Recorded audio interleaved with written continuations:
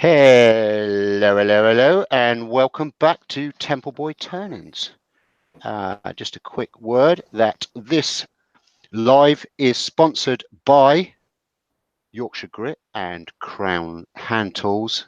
Both support my channel, not just with the videos, but with everything I do with Temple Boy Turnings.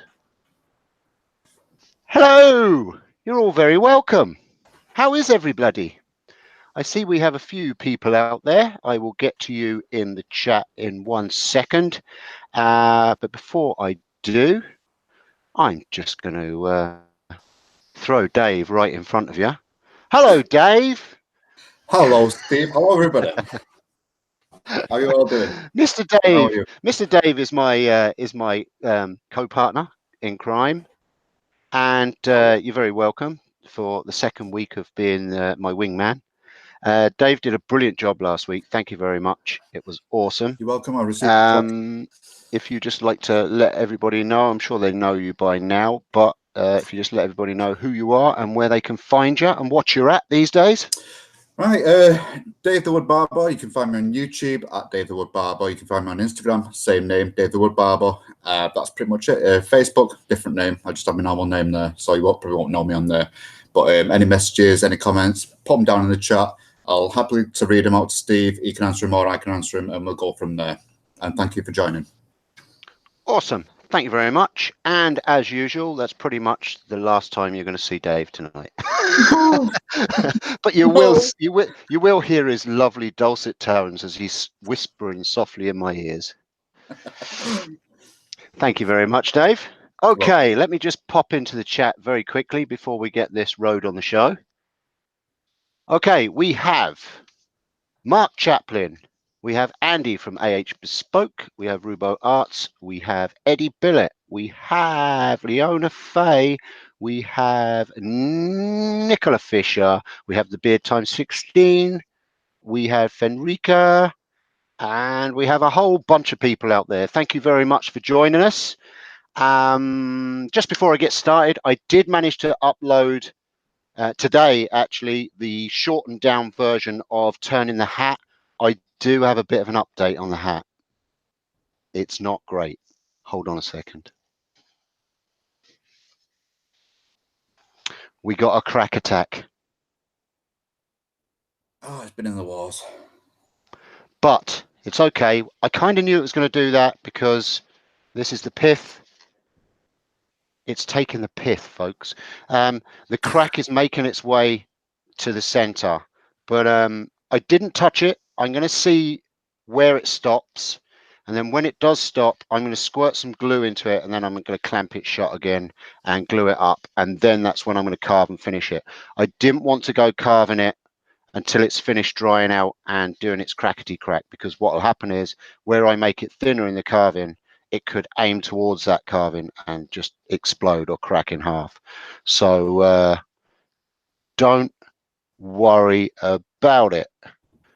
Blue light turner just got okay. Add some resin with color. Yeah, well, I don't do resin, if you know me, but that's okay. I might melt down some CDs and put them in there. You never know. CD cases. We'll see. But we'll see what happens. But that is still there. But we are giving it away still this evening. So it's just whoever wins it might have to wait a little bit longer than I anticipated. But if you're going to Makers Central, I could probably bring it along and give it to you there if you are the winner of said hat. Okay, so that's that. Yeah, so the shortened down video of that is now up on my YouTube channel. It's about 15 minutes long, I think. I've compacted it right down. It was a 4-hour show, and it's compacted down to the 15 minutes, and it seems to be getting good feedback. So I hope you enjoy that. Right. To the Leona task has just in made hand. a good point, Steve. Yes? Leona made a point of if it cracks wide enough, it might actually fit a human's head. Yeah. Well, it fits my son's head. Lovely jubbly. Right. It might even fit a baby's head. You never know. Right. I don't know why I said that, Andy. Right. Okie dokie. So what we are making is A mess. Yes. Oh, by the way, winner of this week's banana. So last week, Leona Fay won the Temple Boom mini banana, and this week is our very lovely Jo. Jo has won a banana because she said, "Can we make some darts?" So yesterday, I went playing here in the workshop, and I made a set of darts out of some pen blanks or pen kits. That's all I had. I did look online to see, can you get dart kits? You can. They're a bit more expensive than pen kits, but also it would have took forking ages for me to get them. So I just went with this, and these work perfectly. I played my future son-in-law at a game. He's got some fancy designer darts that cost him about 60 quid, and he only just bet me with a double one. We were both on double one, and he just bet me. So he was pretty sick, the fact that I had a set of €9 darts, and right. So that's what we're going to make, but we are making a set of ebony darts as well. And the bonus with these darts is that they'll also be going to Jo.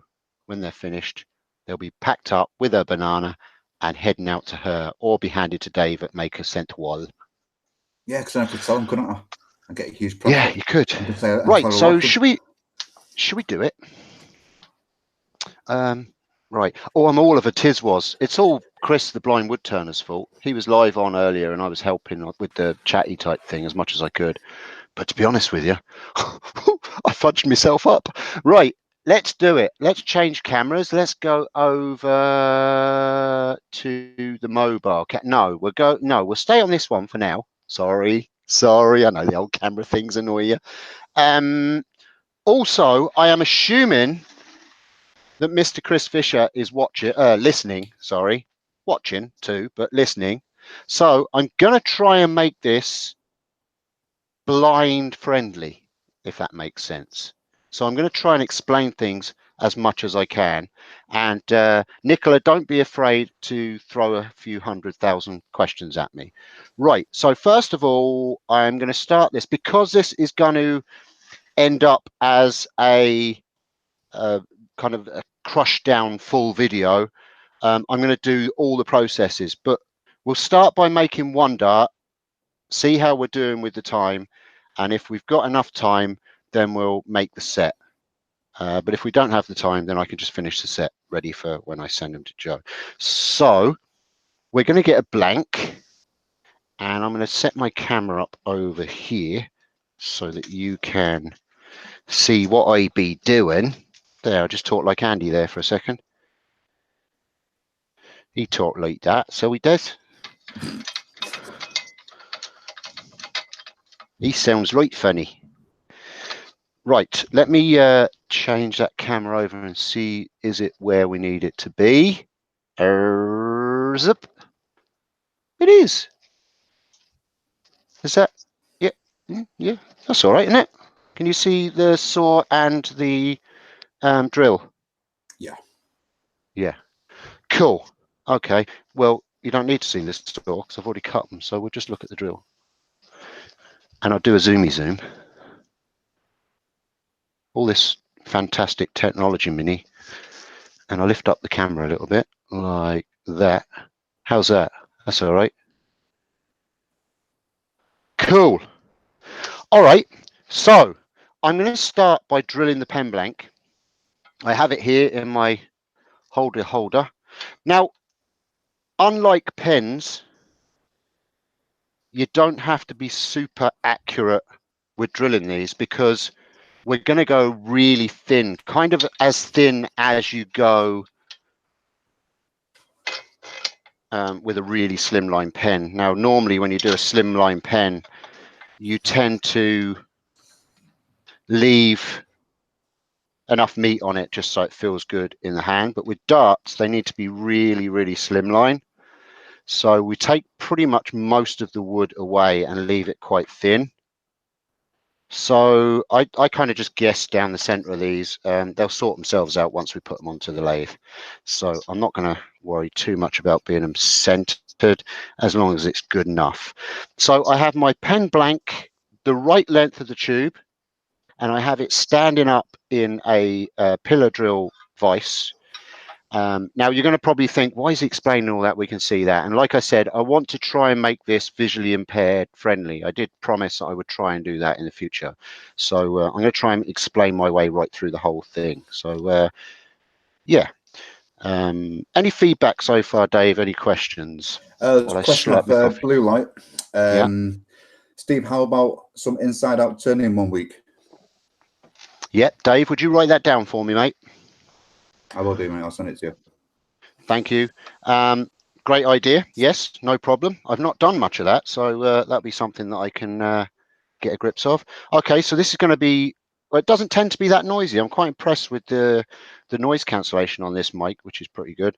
So I'm just going to drill right through this blank, ready to receive the tube.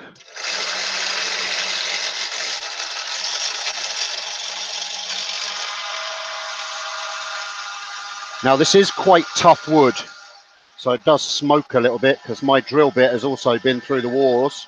It's done a lot of pens.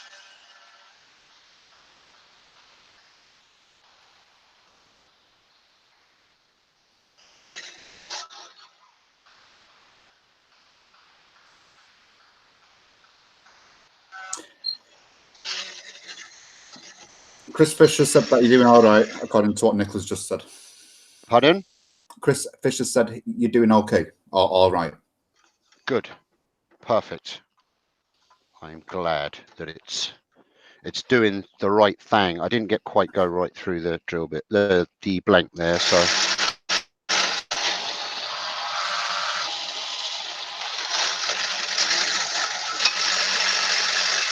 There we go. Now we're right through the blank. Now, as any good Blue Peter presenter, I have got some ready over the other side. But before we leave the drill, I'm going to show you what we're going to do with what will be the sharp point or the business point of the dart, and explain that to you, why we're still at the drill. So if you think about a pen kit, let me just reset this. I'm going to have to lift it up a little bit. Just lifting my drill base up just a little bit because I've got to change the drill bit. So if you imagine the pen kit, it comes in parts, obviously. You have your nib, you have your twister barrel, you have your ink filament, you have the back, and you have the clip, and then you have 2 tubes. Well, the part that I have now in my hand is the back nub that you put in that holds the clip. So I'll show that to the camera, but you understand what that bit is. Chris, I hope you understand what I mean by that. So it's the back little nub that goes and holds the clip. These are just cheap slimline kits. And what I'm going to do is I'm going to put that also in my vise, my drill press vise. So it's sitting with the large part of it facing downwards. And I'm going to get a drill bit. Now, what I'm using for the nib of the darts are their, let me just measure the length of them. I'm not sure on the length. 1 second. Sorry, Steve, a very slight interruption. Yes. Billy Burt has asked, why haven't you drilled it on a lathe? Just because I've got other things set up on the lathe, Billy Burt. When I'm doing a demonstration, if I can use as many tools to speed up the process, I will. You're right. Normally, if I'm standing at the lathe, I'll put the Jacobs chuck in and I'll do all the drilling and that. You can do that. That's not a problem. It's just because I've got the sanding disc in the lathe at the moment, and I'm just going to bounce backwards and forwards. So it's just a lot easier to demonstrate and a lot quicker rather than moving tools around and changing bits and pieces. I hope that makes sense. So these are 40mm ring shank nails, and they have the flat head. So they're the kind of ring shank nails that you'd use for fence panels and things like that. And that's what they are. They're just 40mm ring shank, and the best way to describe how wide they are is literally they're the width of a dart, the end of a dart. So that's how they're perfect. So I need a drill bit. I couldn't get a drill bit that was exactly the right size because they're an odd size. I couldn't get a drill bit so that they were nice and snug. So what I'm using is I'm using a drill bit that's close enough but slightly smaller, and then I'm using a carbide rotary ball to just make the hole slightly bigger, and that will expand the hole. And we're just going to, I'm just put the drill bit into the drill. And what we're going to do is we are going to drill through, straight through the center of that back cap, because that back cap is now going to be the front of our dart. And I'll explain why a bit later on. Let me lift up my... This drill press has seen better days, but it does the job. Okay, so I'm going to drill a hole through the center.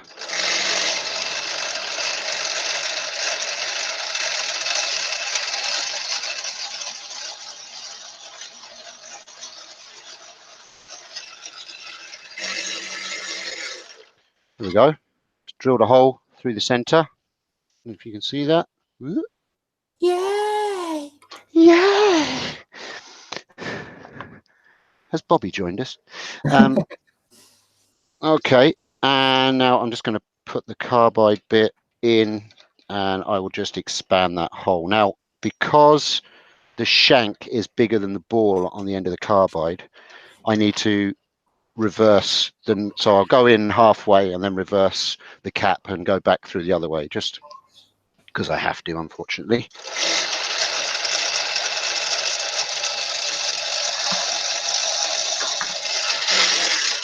So I've drilled halfway through the cap.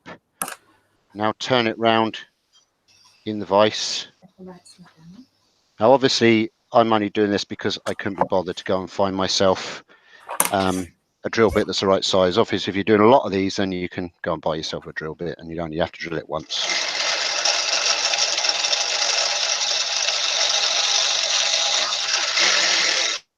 And there we go.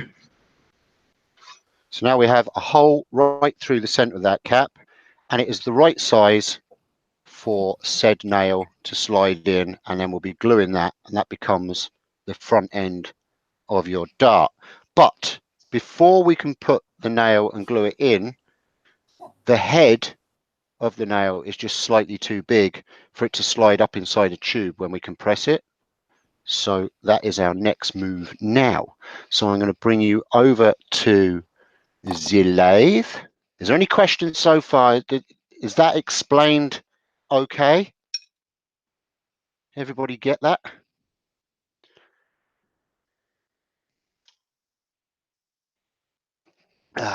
Oh, it's all gone quiet with Dave. Oh, it's all gone quiet over there. Oh, it's all gone quiet. Sorry, I had to shout. Oh, you had to shout. Are you shouting at children? Yeah, I was shouting at Joe. Cool. Chris says yes, thank you. Right, so next thing is, because the tip of our head, let me show you. Let me show you. Jim Bashir's asking if you can start over. No, Jim. Yeah, no problem. Yeah, I can start over next week when I've edited the video and you can watch it back. So as you can see there, I'm not sure if that's focusing enough, but Chris, the head of the nail is now too big. It's a bit bigger than the part that goes into the tube. So now we need to sand down the head so it's slightly smaller.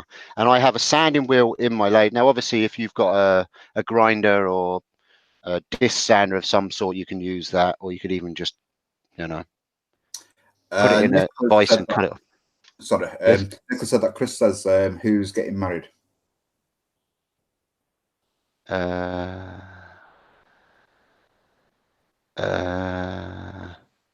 Probably someone. Right. Okay. So, stupid blind man. Right. Oh.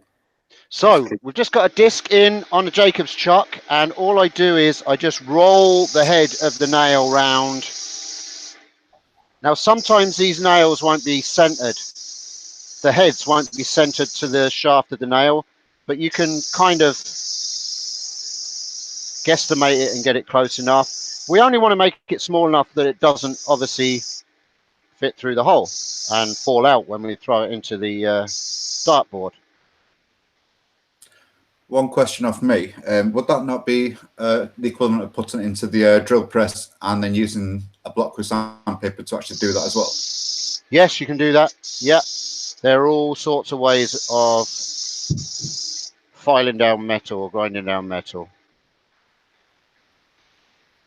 So we're nearly there.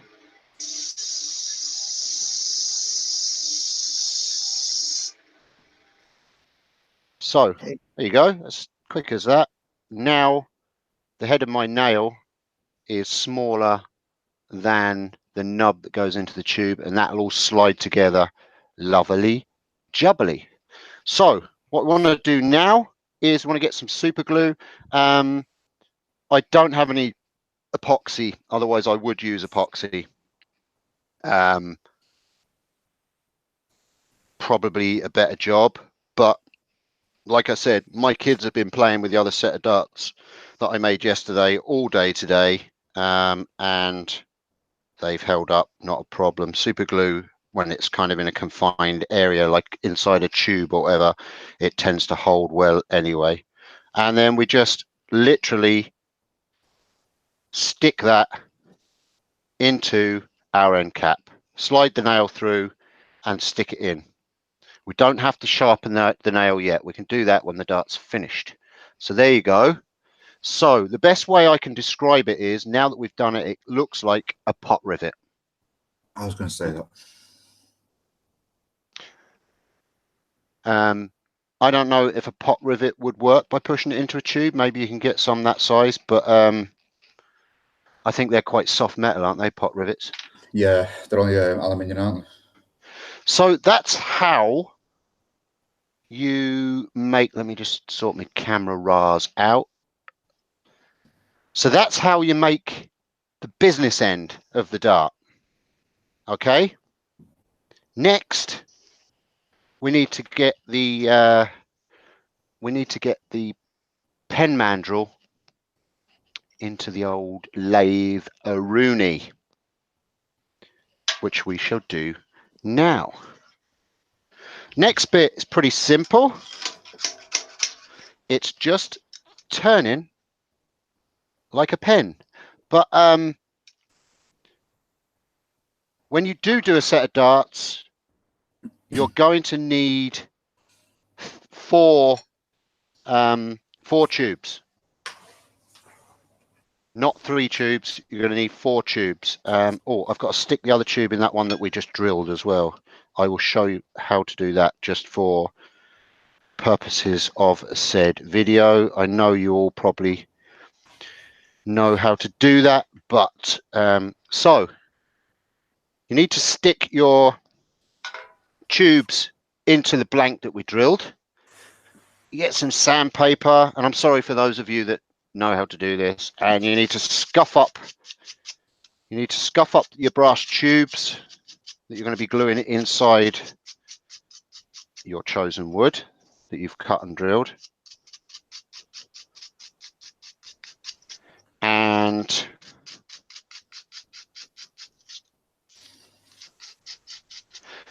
literally, I just super glue them in.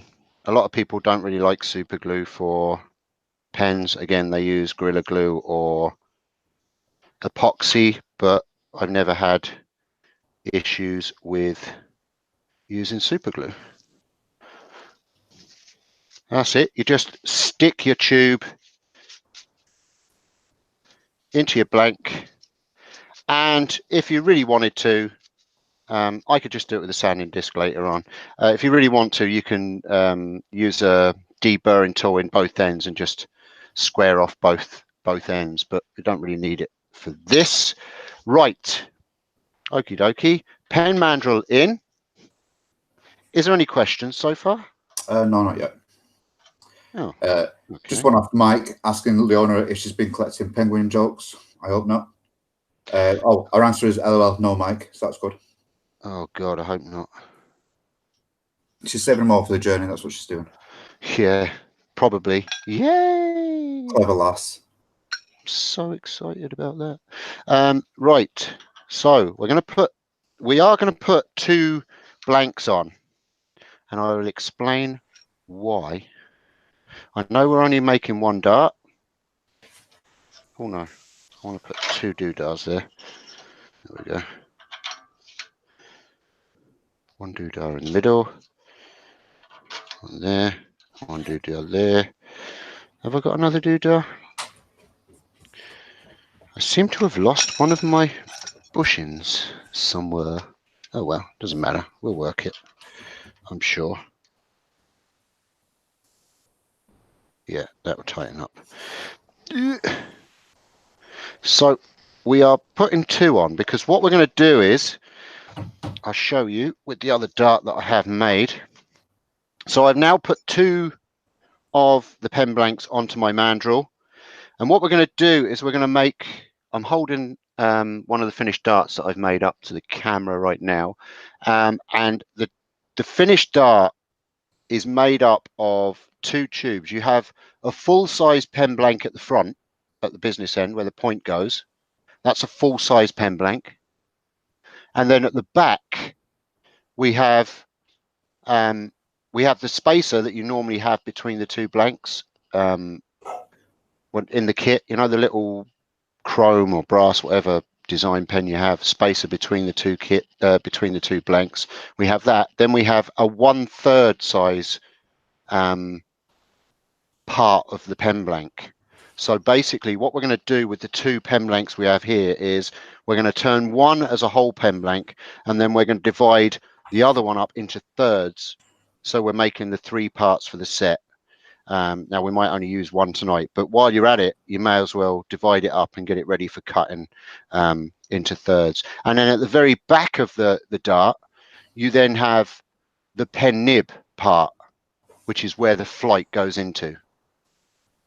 So that's what makes up the dart.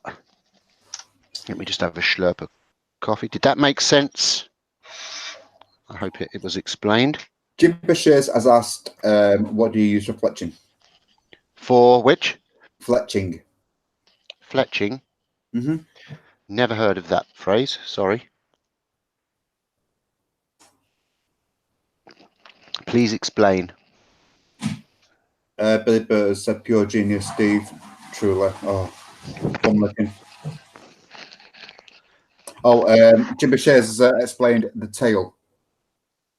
So it might mean the flights. I don't know.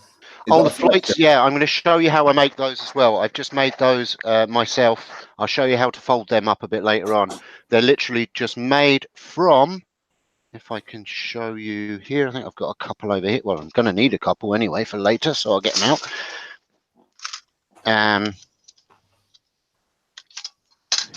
They're just made from, oh, this camera. They're just made from the inserts of CD. This is some CDs that I have. So the orange part is just, they're just folded from, because they're a shiny surface, they're good, and we fold them and glue them. But I'll show you how to make those a bit later on. People spending stupid amounts of money on flights, and you can make them yourself. And you can run some paper through a printer and put designs on it, and then laminate them, and then fold your own flights. Okay. That answers that.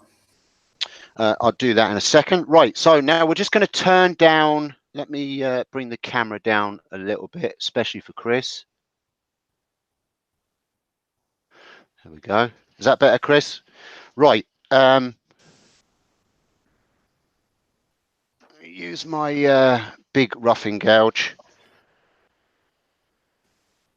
This is my vintage roughing gouge that I'm going to use because I like it because it's kind of skewish type roughing gouge. It's nice. I just like it. It's got it has a wide curve on it, if you see. It's nice. All right. So is everybody ready for me to just turn this? I'm going to just go ahead and do it. And it's literally, we're just going to turn them so they're just basically probably about 2 mil thickness all the way along the tube. We're not going to put any kind of serious shape into them. They're just going to be straight wood turn tubes or pins, if you want to phrase it. Now these are ebony, so they are going to be quite hard.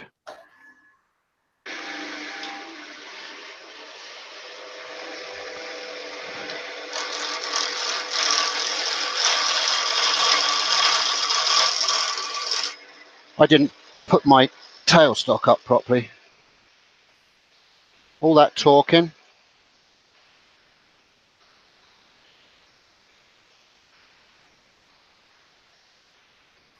That's your fault, Dave. Well, clearly.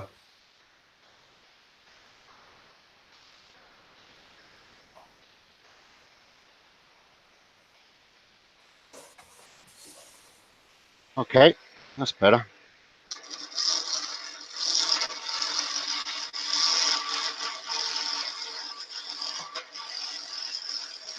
I don't know why that's not. Let me see what the issue is here. Why is that not?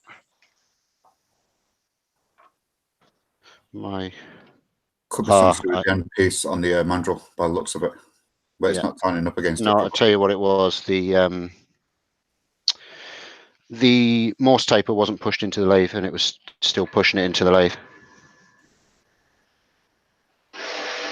There we go.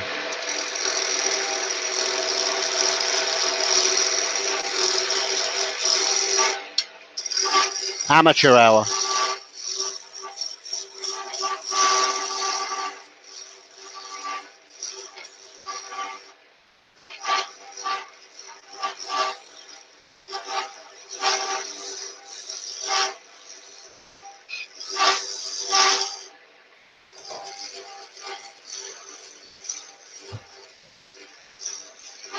Does Joe like a heavy dart? I don't know. I don't know if she's still watching you. I don't know. I'll put on mute and I'll shout. 1 second. So I am just I'm just turning these pen blanks down, just using the roughing gouge. And the sound that you are hearing, the vibrating you're hearing there, is because it's quite a dense wood. We're getting a bit of a vibration through the mandrel, but not to worry, we're good. We'll work it. Right, Joe's answer was it doesn't matter because it's for a mum anyway. For her mum? Well, it's a mum passed away, didn't she? So it's for like a memorial thing. So. Oh, I got you. Yeah. Okay. Cool. Okay.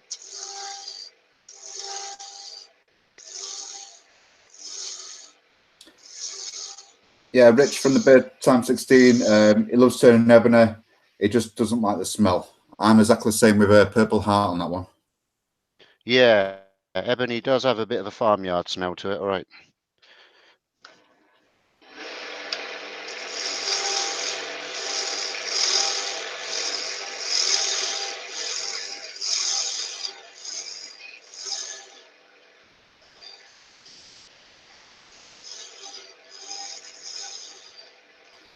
Billy Burt says Zebrano is worse.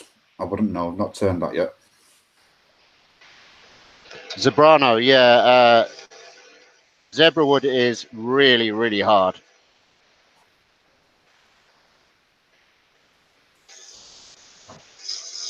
Leonard said you should be used to that smell living in Sligo.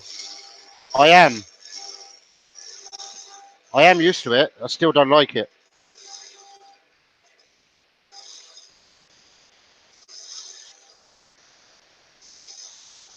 Okay, so that's as thin as I'm going to go. I'm just going to bring it slightly down to, or just bring it down to the bushings, obviously. Both ends.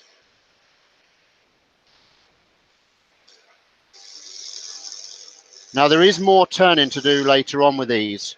This isn't the turning finished, because we have to turn down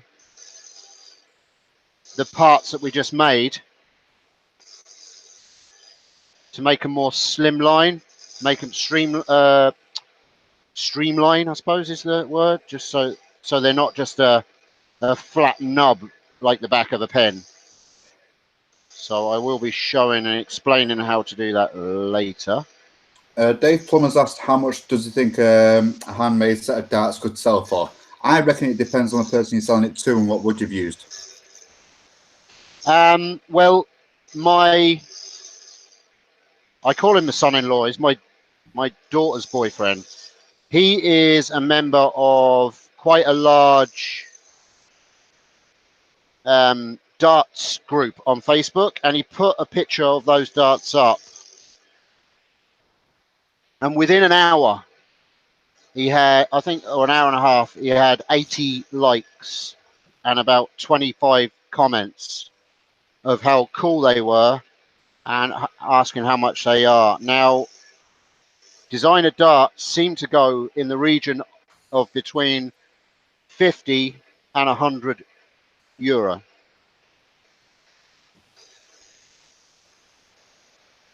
So these are costing me €9 to make.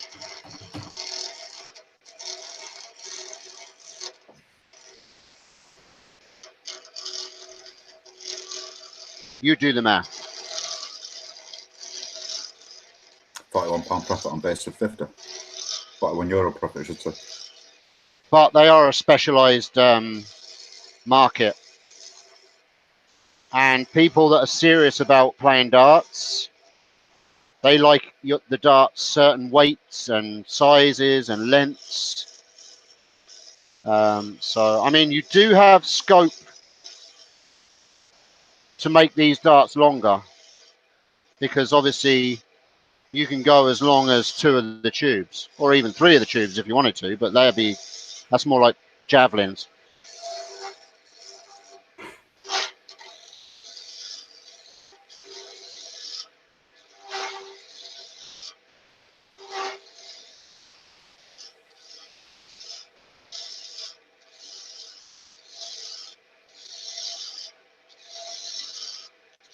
So I'm just literally turning the second one. I have the right hand one turned right down to where I want it, down to the bush thickness.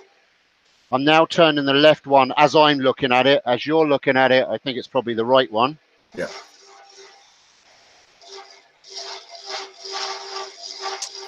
Thomas Russell, that would be for the set, 50 or 100, well, between 50 to 100, that's for the full set, not each. Yeah, for the set, yeah. Now, the other thing that, the other option that I have with these as well is I can put them into the laser, as I can with pens, and I can laser designs in the side of them, which is another kind of option that you can do, you know? Or you can take a rotary tool and you can carve whatever in the side. Or Chris can take his little engraving tool, reciprocating tool, and carve a nice little Celtic design in the side. Wouldn't that have to be all the way around if you're using it as an actual dart, though, purely because they're balanced? Sorry? If you're going to engrave it, wouldn't it be better if you actually engraved it all the way around to help the balance? Yeah, I suppose you could do, yeah, if you want to be fancy-dancy. But my excuse is I don't know enough about darts.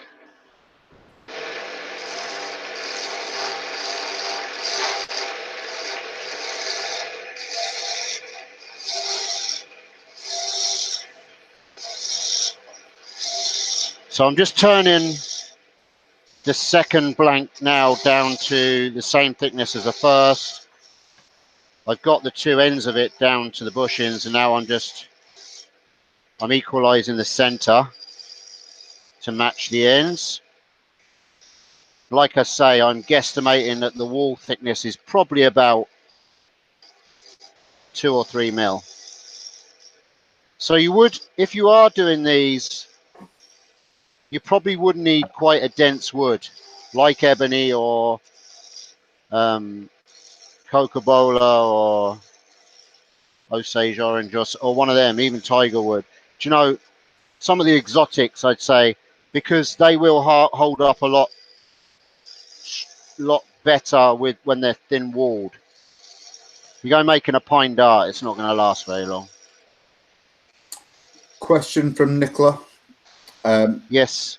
This is a question, right, Steve? Do you hold your tool very close to the work? Do you always do this, or do you sometimes hold the tool handle? Does she mean I'm holding the actual metal part of the tool? I guess so. I mean, I am holding. I handle on the am. metal. Sorry, you can't see that because I'm zoomed in. If I show you the other camera, Nicola, I'll just move that down like that. I'm holding the tool in to my waist with the handle. These are a vintage set of tools, so the handle's very short. For Chris, let me just give a measurement.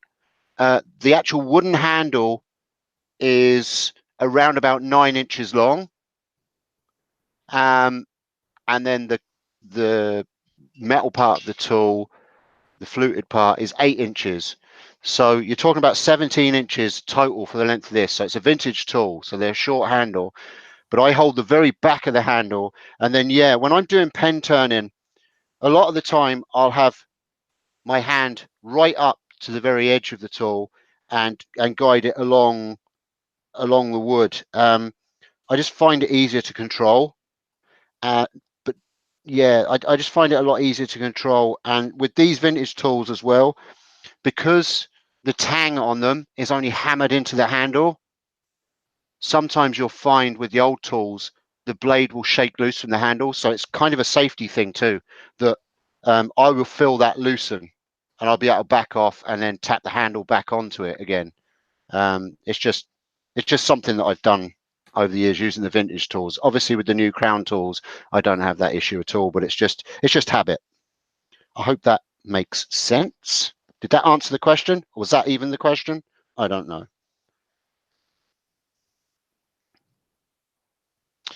Okay, right, I've just got to take a small bit off one side and then we're good. Anna B has put in a super chat, €5.49. So thank you, Anna. I'm sorry, Dave, I missed that. Anna has put a super chat of €5.49. So thank you, Anna. Thank you so much, Anna. You're a rock star. Thank you. That helps so much with all the tools and the bits and pieces of the upkeep of doing these lives. So thank you so much, Anna. It's really appreciated. Okay, so Nicholas now I have. Did that answer a question? I hope it did. Yeah. So now I have 2 pen blanks turned right down to around about 2 or 3 mil thickness, probably about the width of the bushings. They do raise just very slightly in the center, just for a bit of shape, just more for the feel. But that's kind of the only shaping we're going to do for now. What I'm going to do now is I'm just going to do a quick sand of them, and I'm going to add some grip rings along them.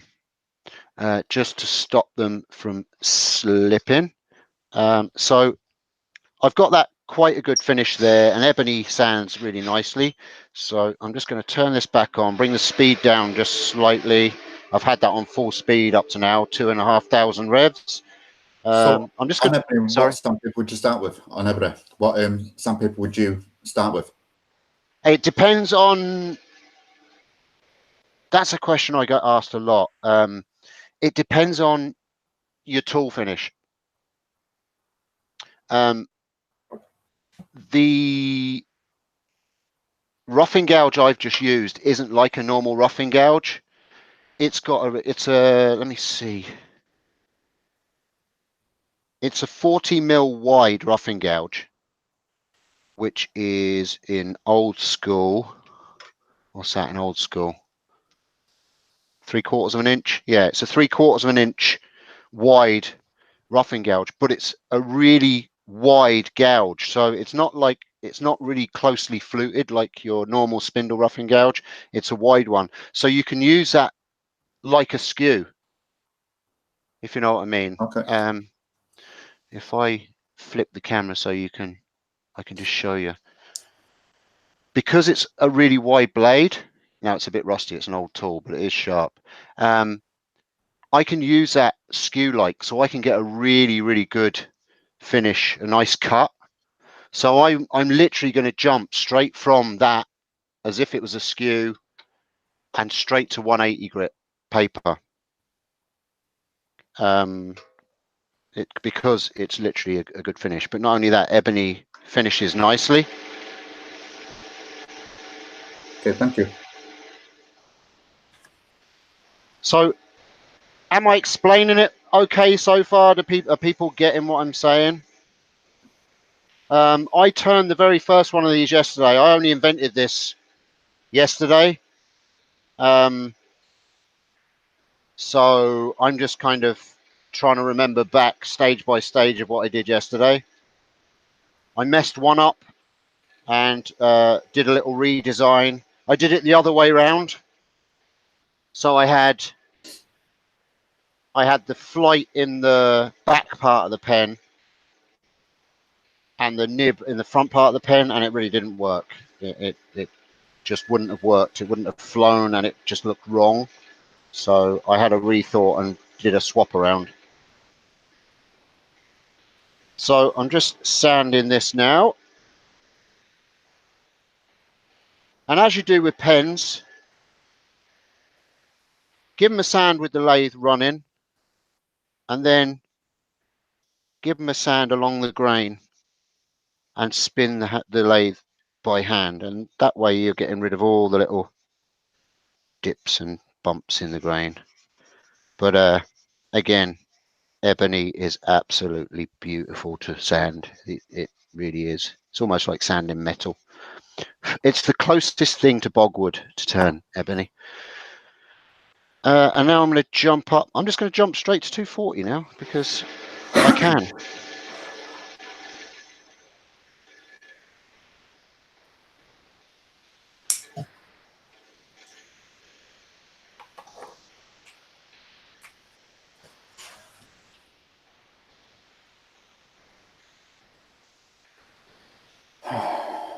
Now, I'm presuming that once I get used to making these, or once someone gets used to making these, you'd nearly knock them out as quick as pens. The only extra things you have to do, as I show you later, is that you have to cut the nib to receive the flight,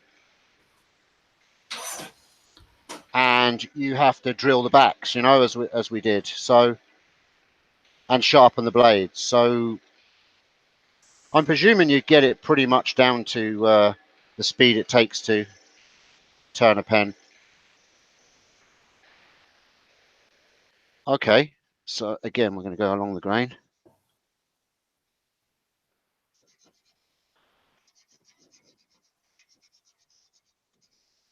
Lovely jubbly. And just for the hell of it, we're going to put a little bit of cellulose sanding sealer on it. Well, actually, we're going to clean it with some doodah first. What do you call it? Methylated spirit. And then we're going to put some, oh yeah, it's over there. Because I used it yesterday. So we're going to give it a bit of a clean.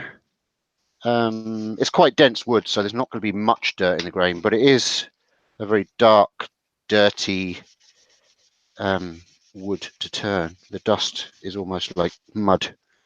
It's very strange. So we'll just give them a quick clean, get the grain cleaned out with a bit of methylated spirit. That would be denatured alcohol to you folks across the pond. There we go.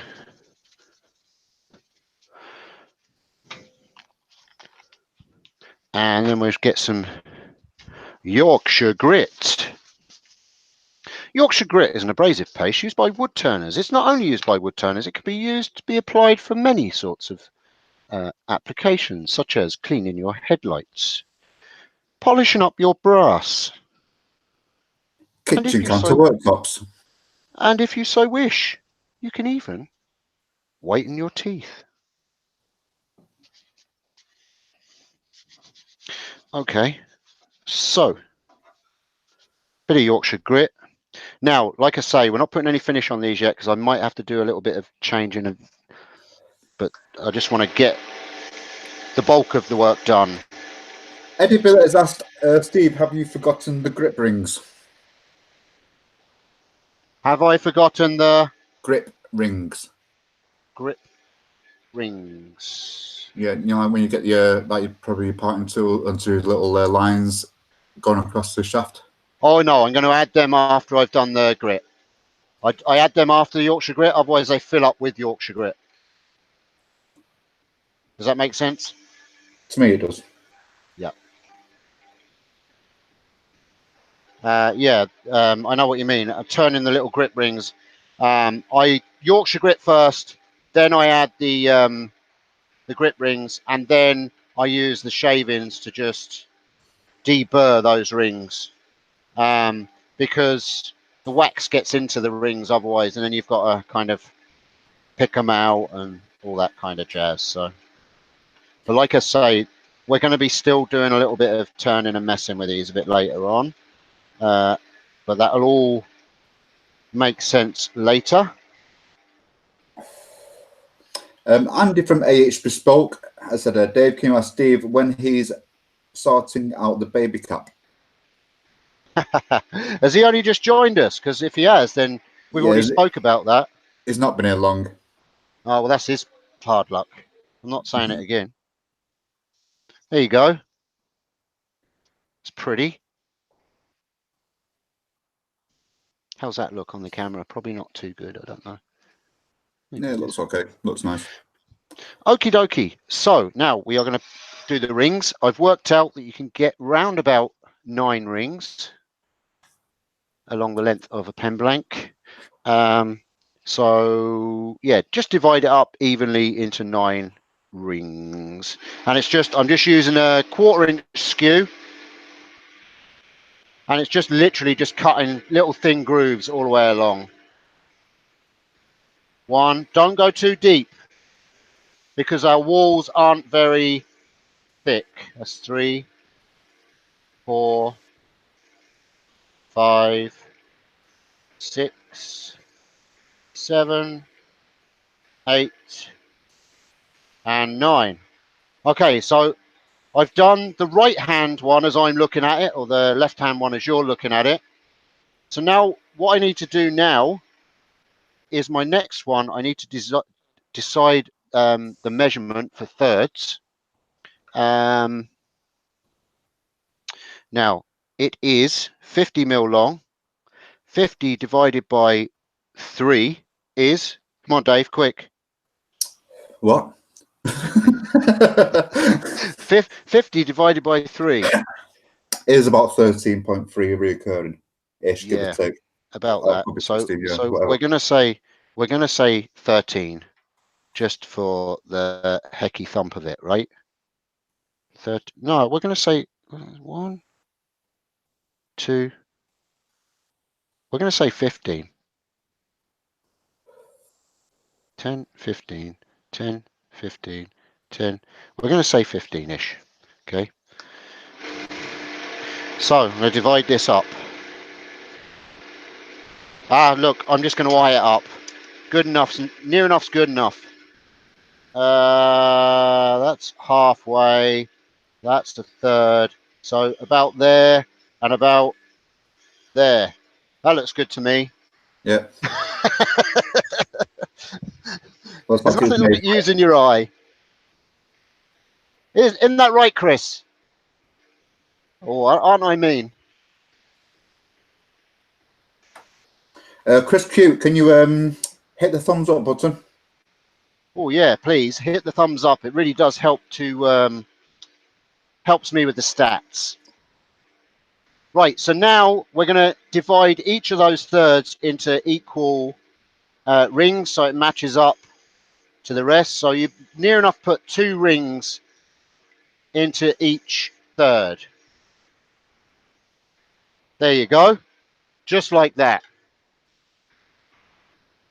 We're going to get some shavings off the floor, and we're just going to burnish those rings, and that just takes any fuzzies that we have got and it also repolishes, and that way you don't fill up the rings with any grit or anything like that, Yorkshire grit or finish or anything like that. And that's it. I'm not putting any finish on those for now, and I will cut this one on the bandsaw a bit later on. So now we're taking those off.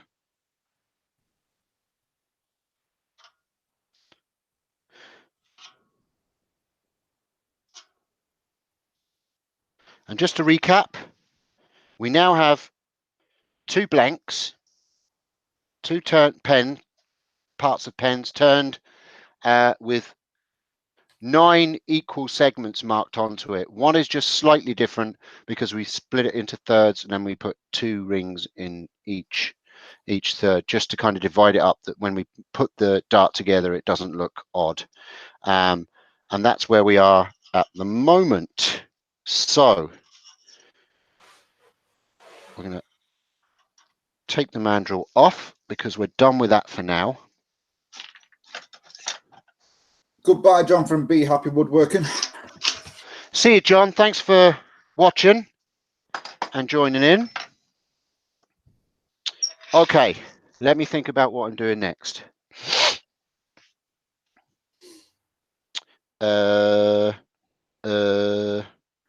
Yes, right. So I'm getting the one that I have divided into equal 9. Well, to be honest with you, they're pretty much all equal. 1, 2. Yes, the one that I've divided equally into 9, which would have been the one to the right or to your left. And I am going to press the tip that I made into it, just like you would a pen. Now, obviously, with a pen press, it's not going to work because you've got a big spike sticking out. So I go over to my other camera again.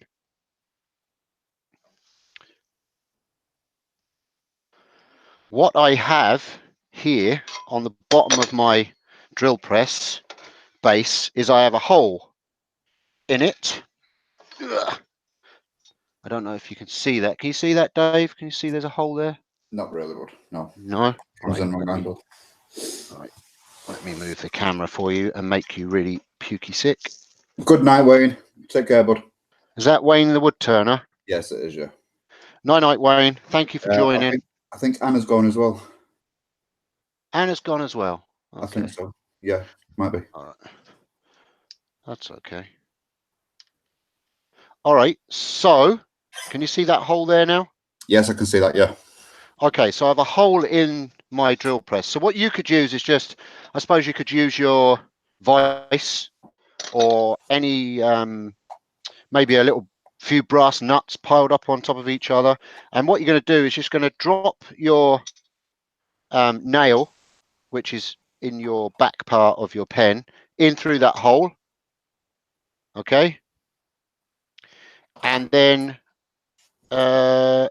yes, we're going to get a knocky stick and a block of wood.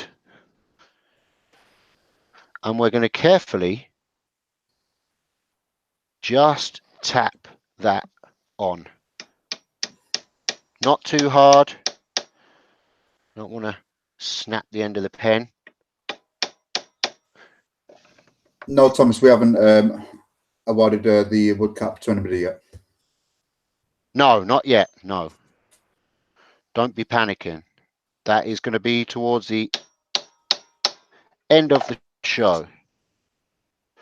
There we go. You see that?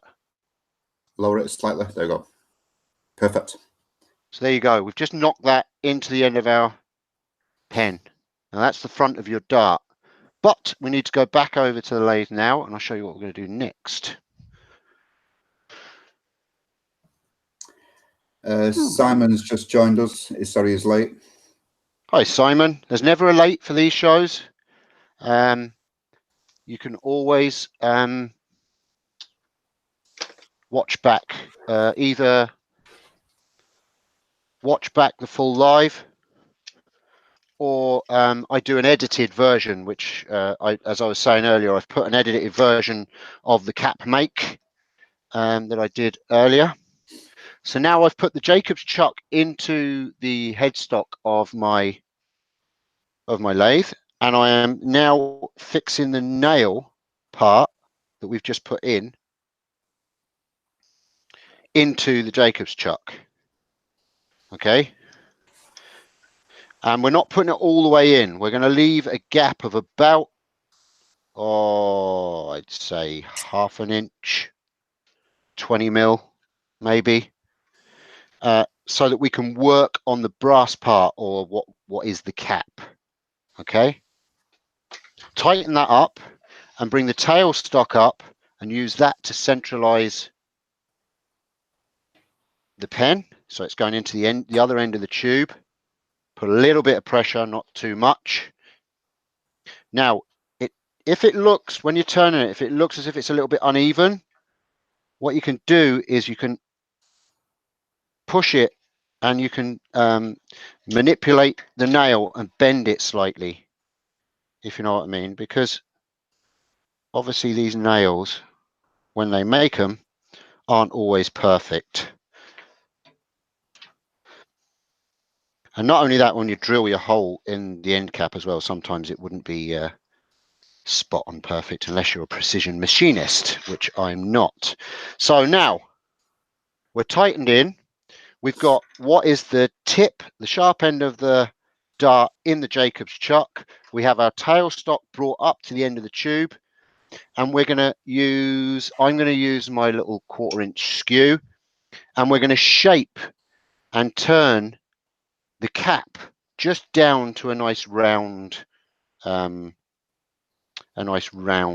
slimline type air flow type. What's the words I'm thinking of? Good night, Fenrico. Who? Fenrico, I think that's how you pronounce it. Good night. Thank you for joining us. So yeah, I'll just do it, shall I? Yeah. See, that's spinning not too bad. Let's bring that in a bit. Okay, so now these caps are generally just brass, and they're coated with like a cheap chrome. So they will turn with a carbide tool or with a skew. But you do have to just take very light cuts. You know, don't treat it like it's wood.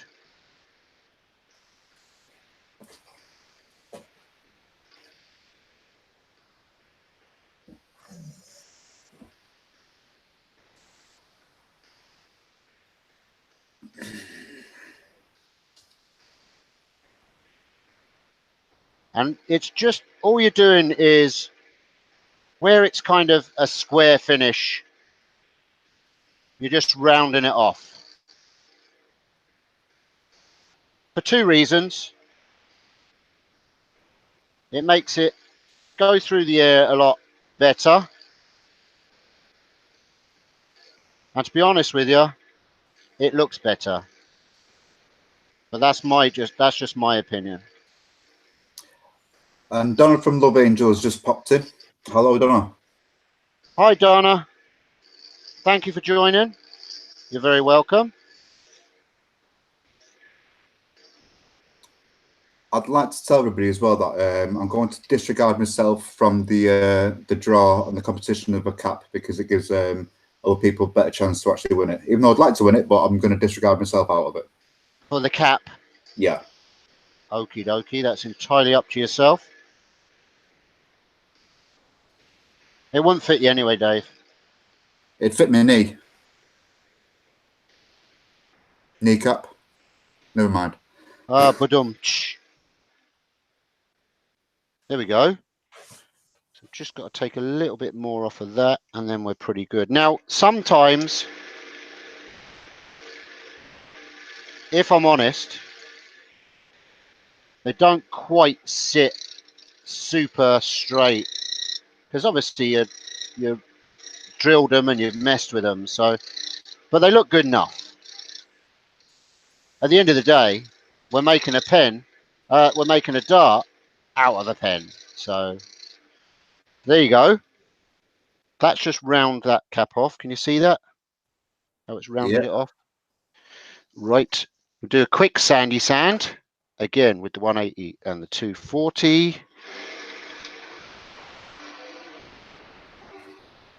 This is why I was saying we don't worry too much about finishing the wood.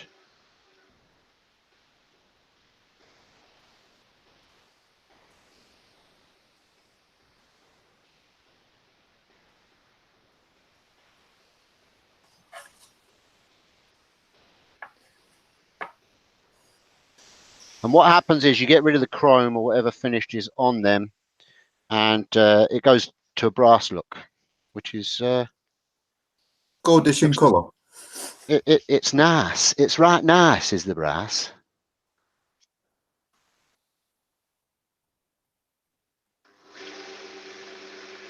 Let's give that a quick polish. Now, if you're using a light wood on this, the brass does turn black. So just be aware of that if you're using a light colored wood, because obviously you'll stain the wood. With this, it doesn't matter too much because the wood is black anyway. But that's all we're doing with that. That's that. What's that? Oh, it's just a bit of tissue. I thought I'd broke a big lump of the wood off. I panicked there, folks, for a second. Had a wee little heart palpitation. There we go. You see that? That's very nice. Pull it away a little bit for the focus. Ooh. Pull it away a little bit. Do you know what I'll do is I'll zoom the camera out and then I'll go in. I think that'll probably work better. That's what she said. Is that? Yeah. How's that? Can you see it? Yeah. I see. Yeah. It's hard to see, but anyway, it just rounded it off and made it look a little nicer. Okay, so that's that bit. So we've literally just rounded off that cap and yeah, made it look the front of dart type thing. So now what we're going to do is we're going to take the back part that we turned and divide it into thirds, and I am going to cut it into thirds using the bandsaw. I've got a thin, very thin toothed blade in my bandsaw. I'm not going to move the camera over there because it's awkward to get the camera to the bandsaw, but I'm just going to literally cut that into 3 equal parts, and I'll come back to you in just a second. Dave, you keep them entertained. Me entertaining people? Never. Any questions, anybody? Right. So apparently now the rules for the competition is that everybody's entitled to join with a letter in the name beginning with L. Oh, really? Yeah. So let me guess who made that rule. Would it be Leona by any chance? No, that's my making that, Steve. That was my idea because it'll probably give her a smile on her face of in hopes of possibly winning something. Oh, right. No, not going to happen.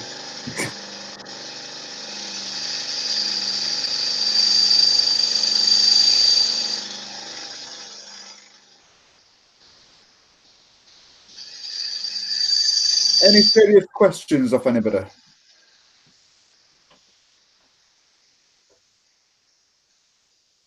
Wow, not a bad guess.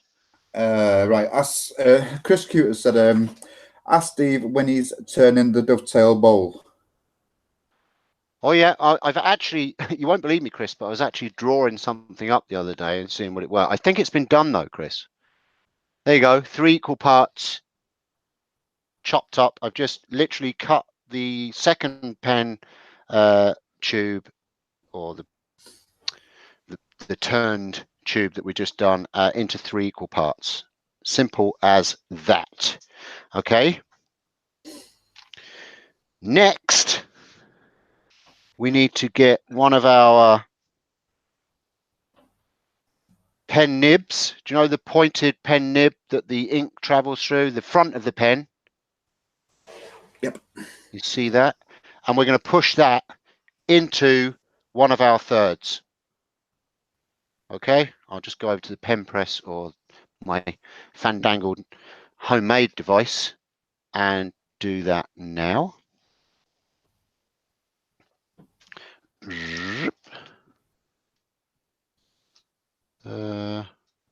Where is it? There it is.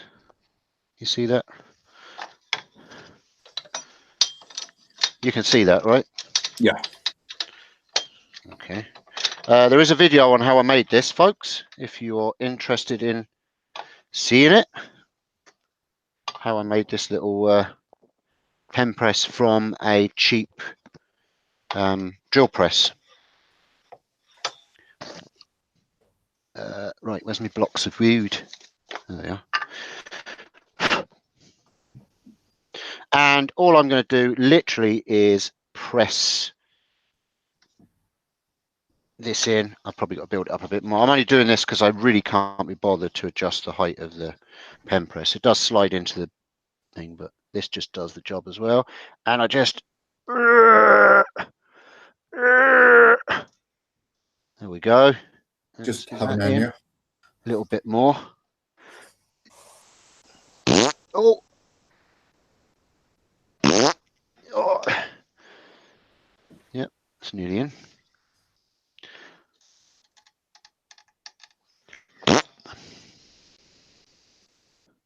I think that's in. Yes. I'm just going to make sure with my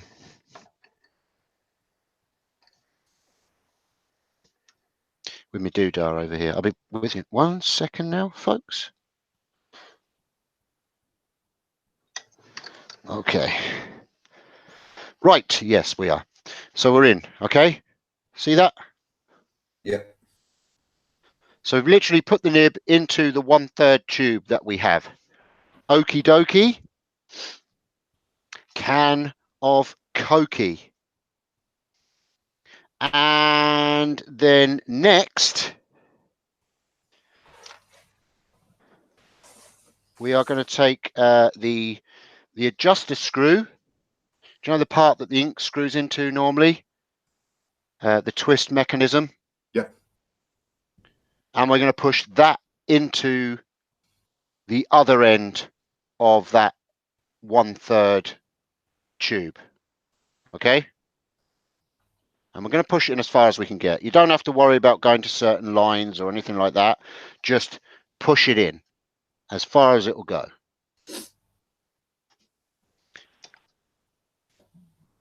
If anybody would like to share this video, by all means, please do so. That would be fantastic if you could do that. There we go. Now it'll only go in so far because obviously we've got a 1/3 tube. Once you put the nib in, you've only got limited space to how far that will go. So normally it goes in and it just leaves a slight part of the brass left of the twist mechanism. But that gets hidden by the ring that you're going to put in. Okay, so we've put that together now. You see that? Yes. Mark Champlin has asked when are you going to start singing, Steve? Because that's why they're all here. Well, we're supposed to be putting a karaoke list together, aren't we?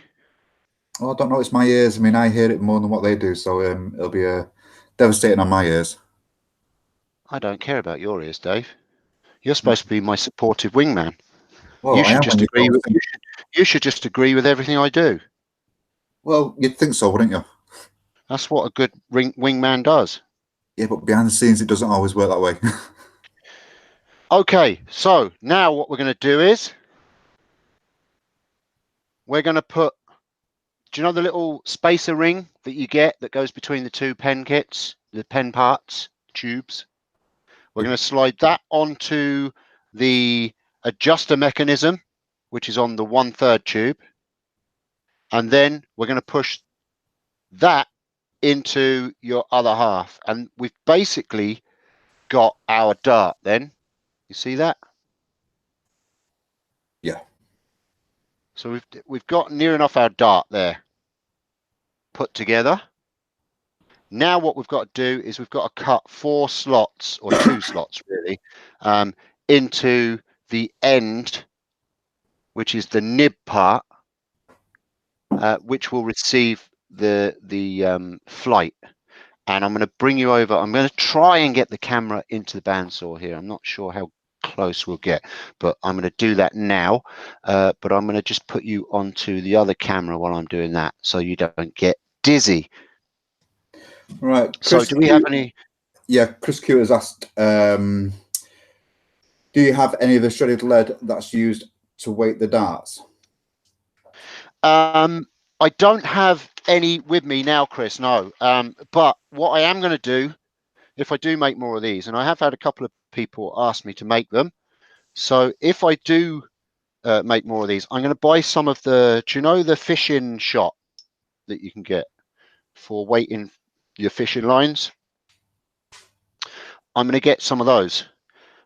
Because I tell you what, I can explain it to you actually. If I drop it back onto this camera, I can explain it now before we... The good thing about these, and what a lot of people liked on the Dart forum that my son-in-law, in theory, was on,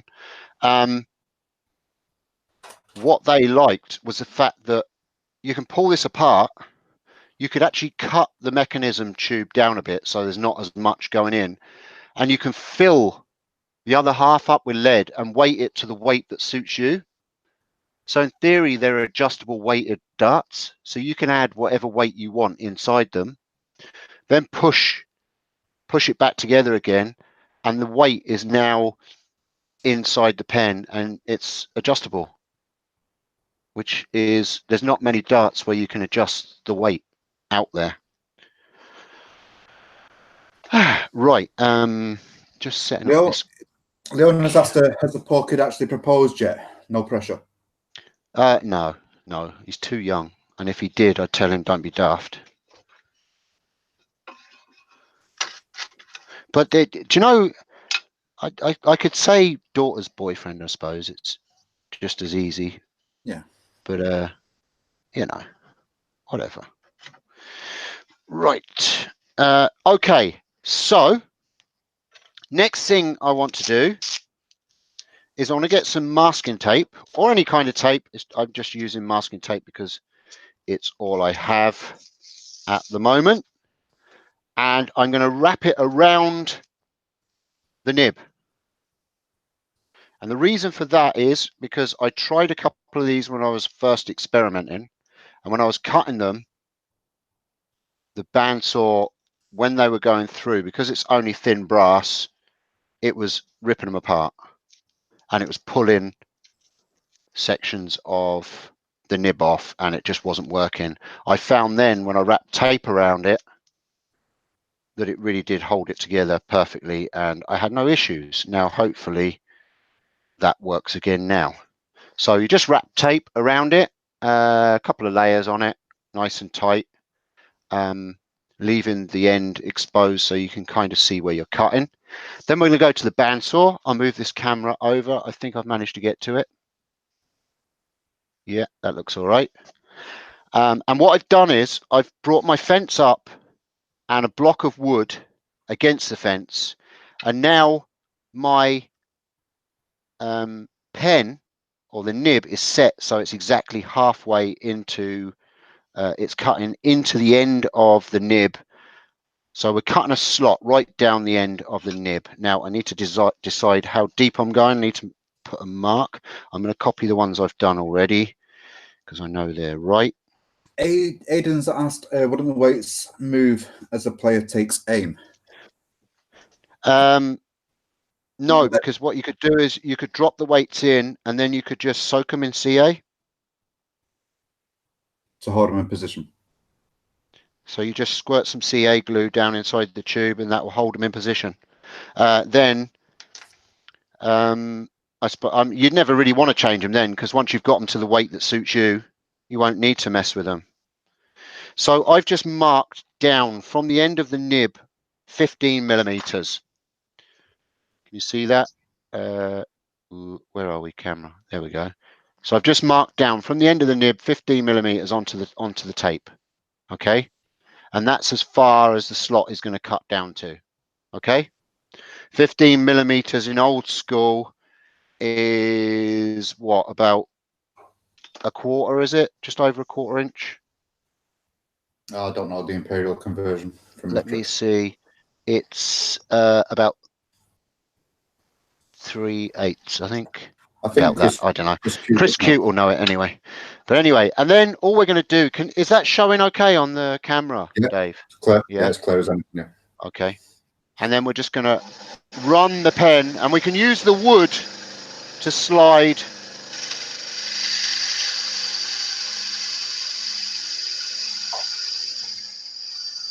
backwards and forwards. There you go. That cuts a slot in one side. Then we flip it 90 degrees.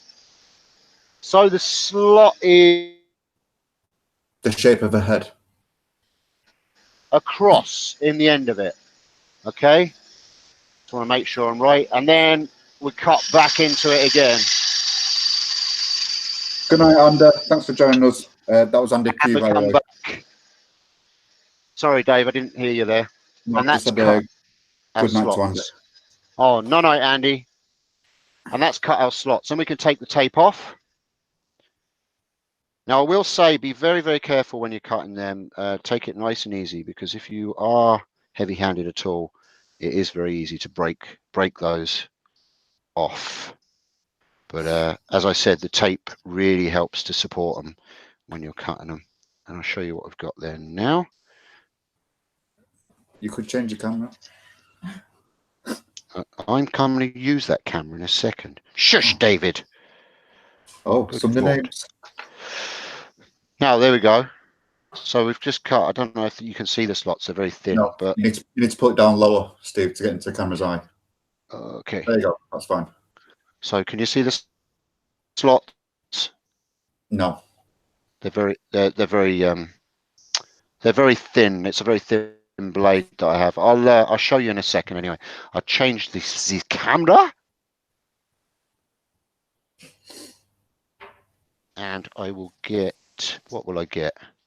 Let me get a piece of paper. That might help focus.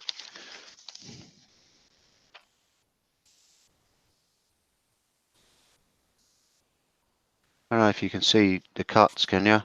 Very slightly. But anyway, we've cut 4. You know what the end of a dart looks like, where the flight goes. You've cut 4 slots in the end and divided the nib into 4 equal quarters, and that's where your flight is going to slide into.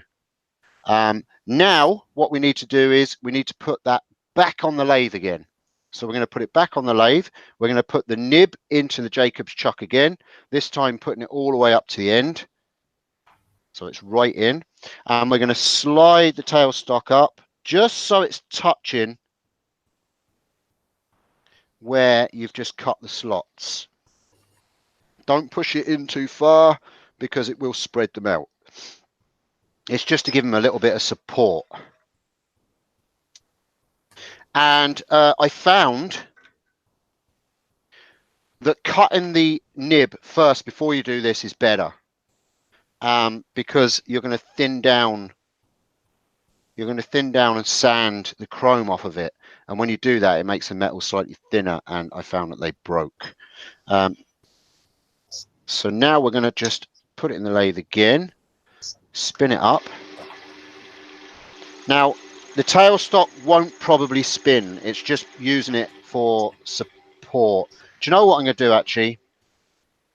I did it differently. No, I did it that way, and it was wrong. I'm just thinking. See, this is where I'm remembering back from yesterday. I actually didn't do that. Let me rephrase that. So we're pulling the dart apart, and we're putting the piece that has the mechanism in. We're sliding the mechanism into the Jacob's chuck. So now we have the 1/3 piece in the Jacob's chuck, held by the mechanism. Good night, Chris and Nicola. Thank you for joining. Night, Chris and Nicola. This will be up as a shortened down version. Hopefully, I've explained it for you to hear properly. What did I do with this? I can't remember. Oh, let me think. I think. I think. In one. Yes, that's what I did. Okay, so slide a bushing up onto, I remember now. So take off the mechanism part, slide a bushing from your mandrel over that mechanism. So it goes up against your spacer that you've put on, and then put it into the Jacob's chuck up to that bushing. Does that make sense? Yeah. Tighten it up, not too hard, because Jacob's chuck can be a bit evil. Evil. Then bring your tailstock up just as a little bit of support. And that, yes, that's much better. That spins a lot straighter. Then bring your tool rest up to as close as you can get it. Because what we're doing now is we are turning the spacer that we've put in. Dang it. Yeah, we're turning the spacer just so that it goes brassy looking to match the rest. And then we're also taking kind of the ugly look of the pen nib away as well. Bring the speed up. Now you don't have to do this. You could just leave it as a pen. Do you know? I just found it just makes it look a bit nicer.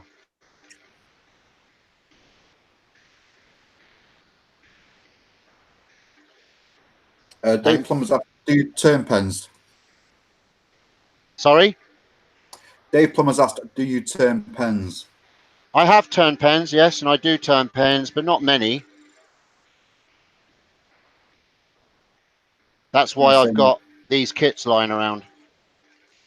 They're not something that sell that much here in Ireland. They're okay for gifts, but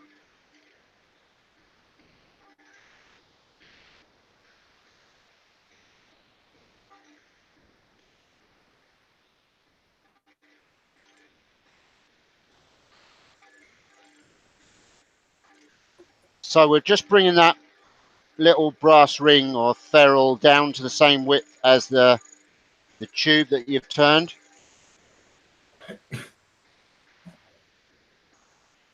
And then we're just going to try, if we can, just to smooth off the pen nib. It's not, essential. Just bring the wood down to it. I'm back in a sec. I'm just going to mute the mic. Okay.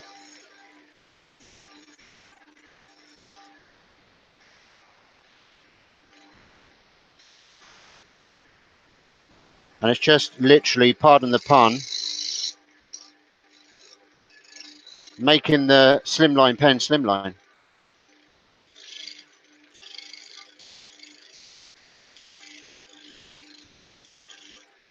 Whoop! That was a wickle catch. Oh, I see what I did there. I just caught it on where I just went a bit too far over. We're all good though. No damage done.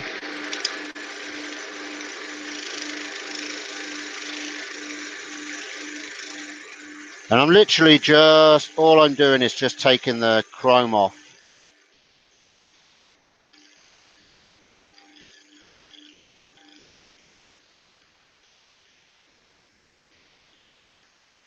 And like I say, you don't have to do that.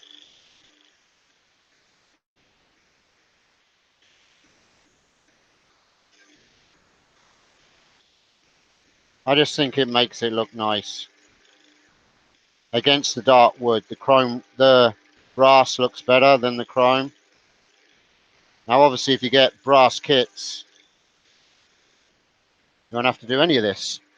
And then we just give it a quick sanding.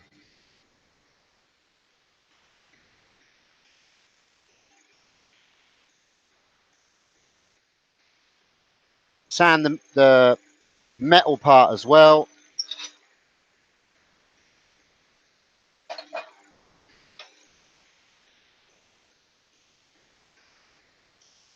just fade it all into each other.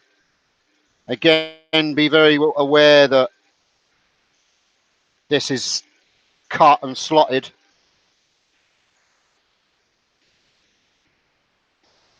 And just try and bring the brass out as much as you can.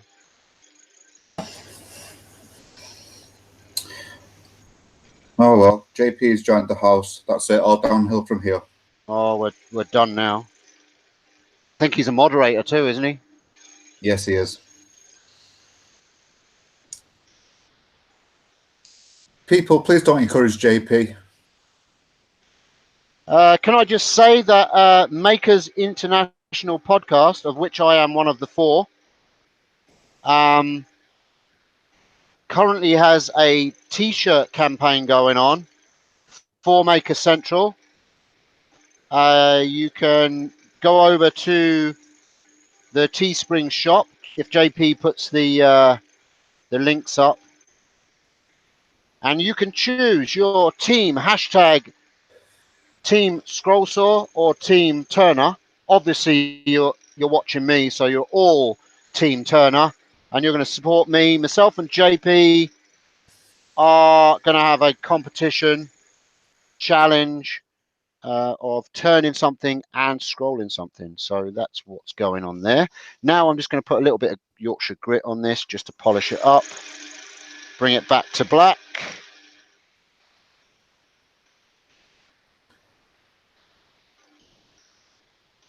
Now these pen kits are slightly different to the ones that I used yesterday. I kind of used the gunmetal ones yesterday.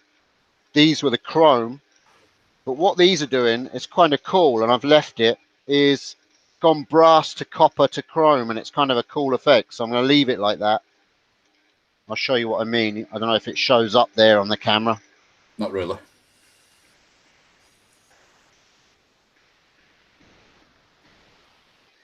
Very restricted on the webcam, but I'll try and show you what I mean. Now, and that's all we do with that. That is that done. I'm not sure. Let me just take the bushing off. Can you see how the chrome and the copper? Probably not. Yeah, he kind of slightly, yeah. Can you? Yes, very slightly. It kind of goes brass, copper, chrome, and it's kind of cool looking. Gives it kind of a gnarly look, which I like. And then the middle is brass. Okay, so then we'll push our pen back together. Dart back together, should I say. And it all kind of blends in nicely now.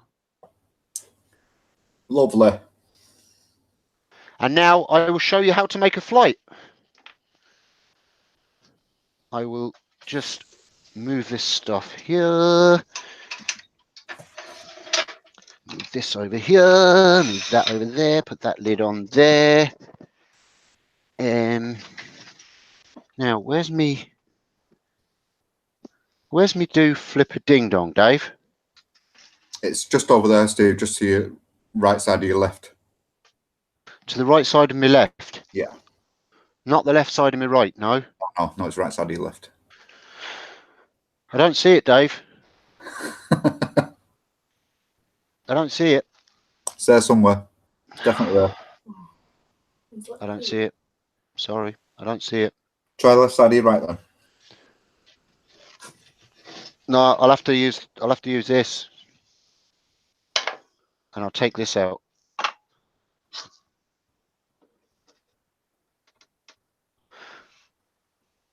Is that clear there? Can you see that? That's all right, isn't it? Yep. Right.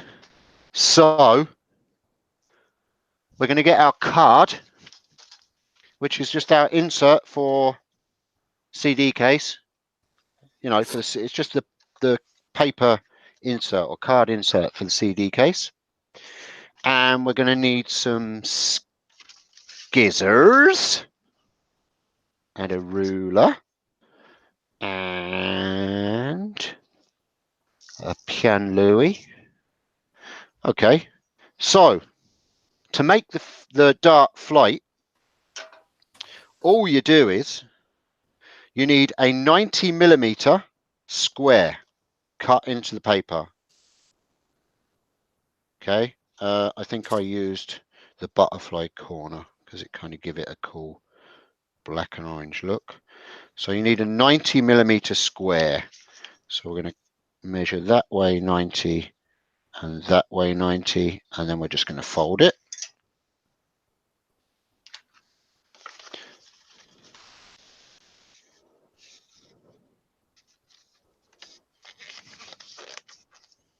Zip.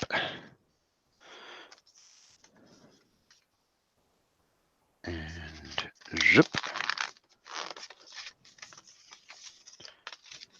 Now you can make these out of the plastic of milk bottles as well. You know, the thin HDPE or whatever it's called. If you go on the YouTubes, you can see people making them out of them. Peter Brown made some vintage darts. I think it was back in 2015 I saw the video was. And he made milk bottle flights, I think. Am I still live? Yes, you are. Oh, good. I thought I was talking to myself there for a second. Okay, so you have a 90mm square piece of paper-ish. You then fold into triangle, corner to corner. JP said that Chris made a video on some darts too. Chris Cute. Probably means Chris Cute, yeah. Did he? All right, cool. I'll look that up. I didn't know that. Did he do them on the lathe, JP? Chris is in the chat anyway, so I don't know why he's.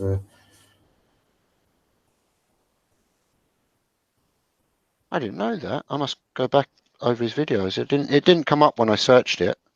So yeah, it's put hashtag Team Cute, LOL, and then he thinks so. Okay, cool. I'll go back and look at that. Then you fold it triangle again. So you're half and half in it again, the triangle, and keep trimming as you're going along. So you're kind of near enough getting a perfect square, if you know what I mean. Equilateral triangles and all that, right? Then unfold it. You should have like a cross in the middle of the paper. Is that showing up? Yeah. Yeah. You then want to fold it in on itself. This is where it kind of gets tricky, okay? But you want to kind of fold it in on itself like this. Does that show up? Yeah. One there, and then one there. There you go.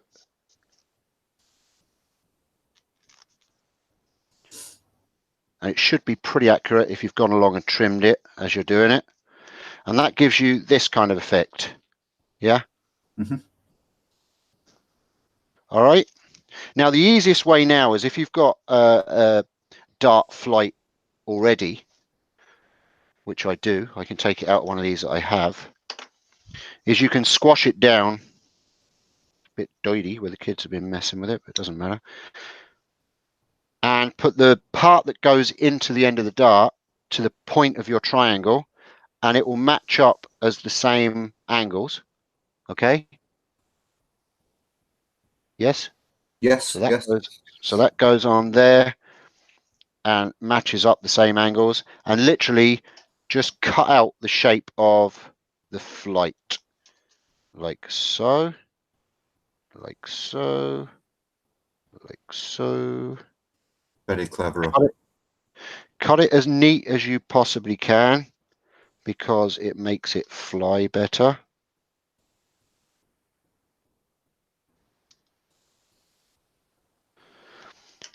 Okay, top one is the one that was original. Bottom one is the one we've just made. You then open up your two wings, fold it back on itself again, like so. And that is your flight. Yes? Yep. Then what you want to do, open it up again. What's your favourite colour, Dave? Go for red. R-E D. What age are you, Dave? 22.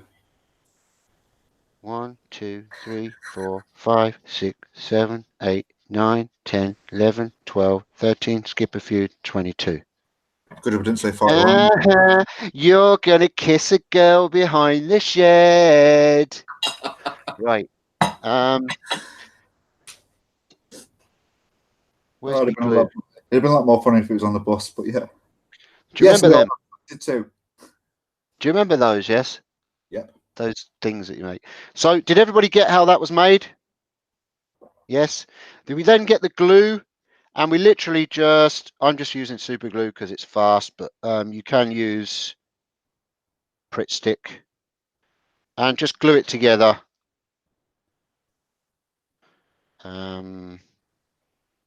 Like so. I'm just using a little bit of glue because I don't want to get it all over me. Hello, just like that. Sorry? I just said hello to Works by Solo who's joined us. Hello, Bernie. That's my roommate for Maker Central. Sorry, Bernie. Bernie, I feel sorry for you. I really do. So there you go. That is your dart flight made simple, just like that. And it kind of has that cool mottled black and stuff. And that should, if we get our dart,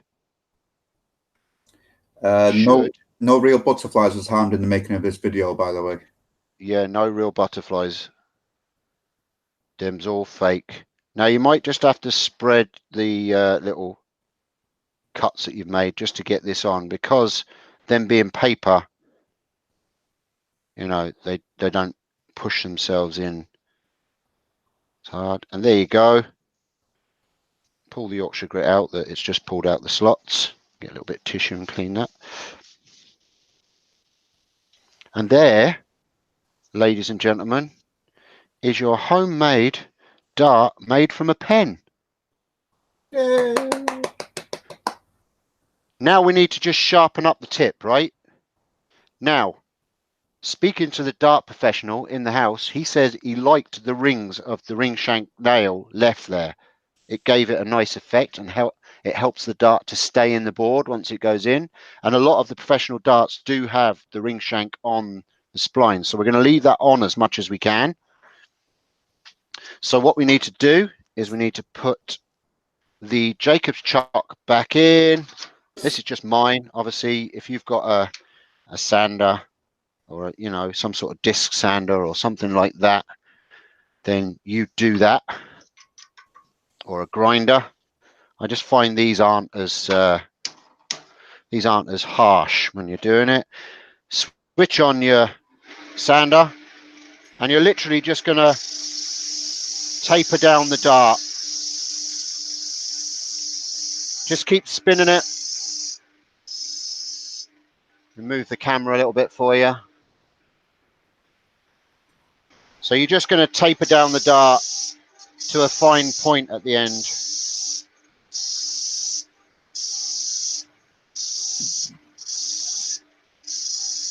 Keep spinning it.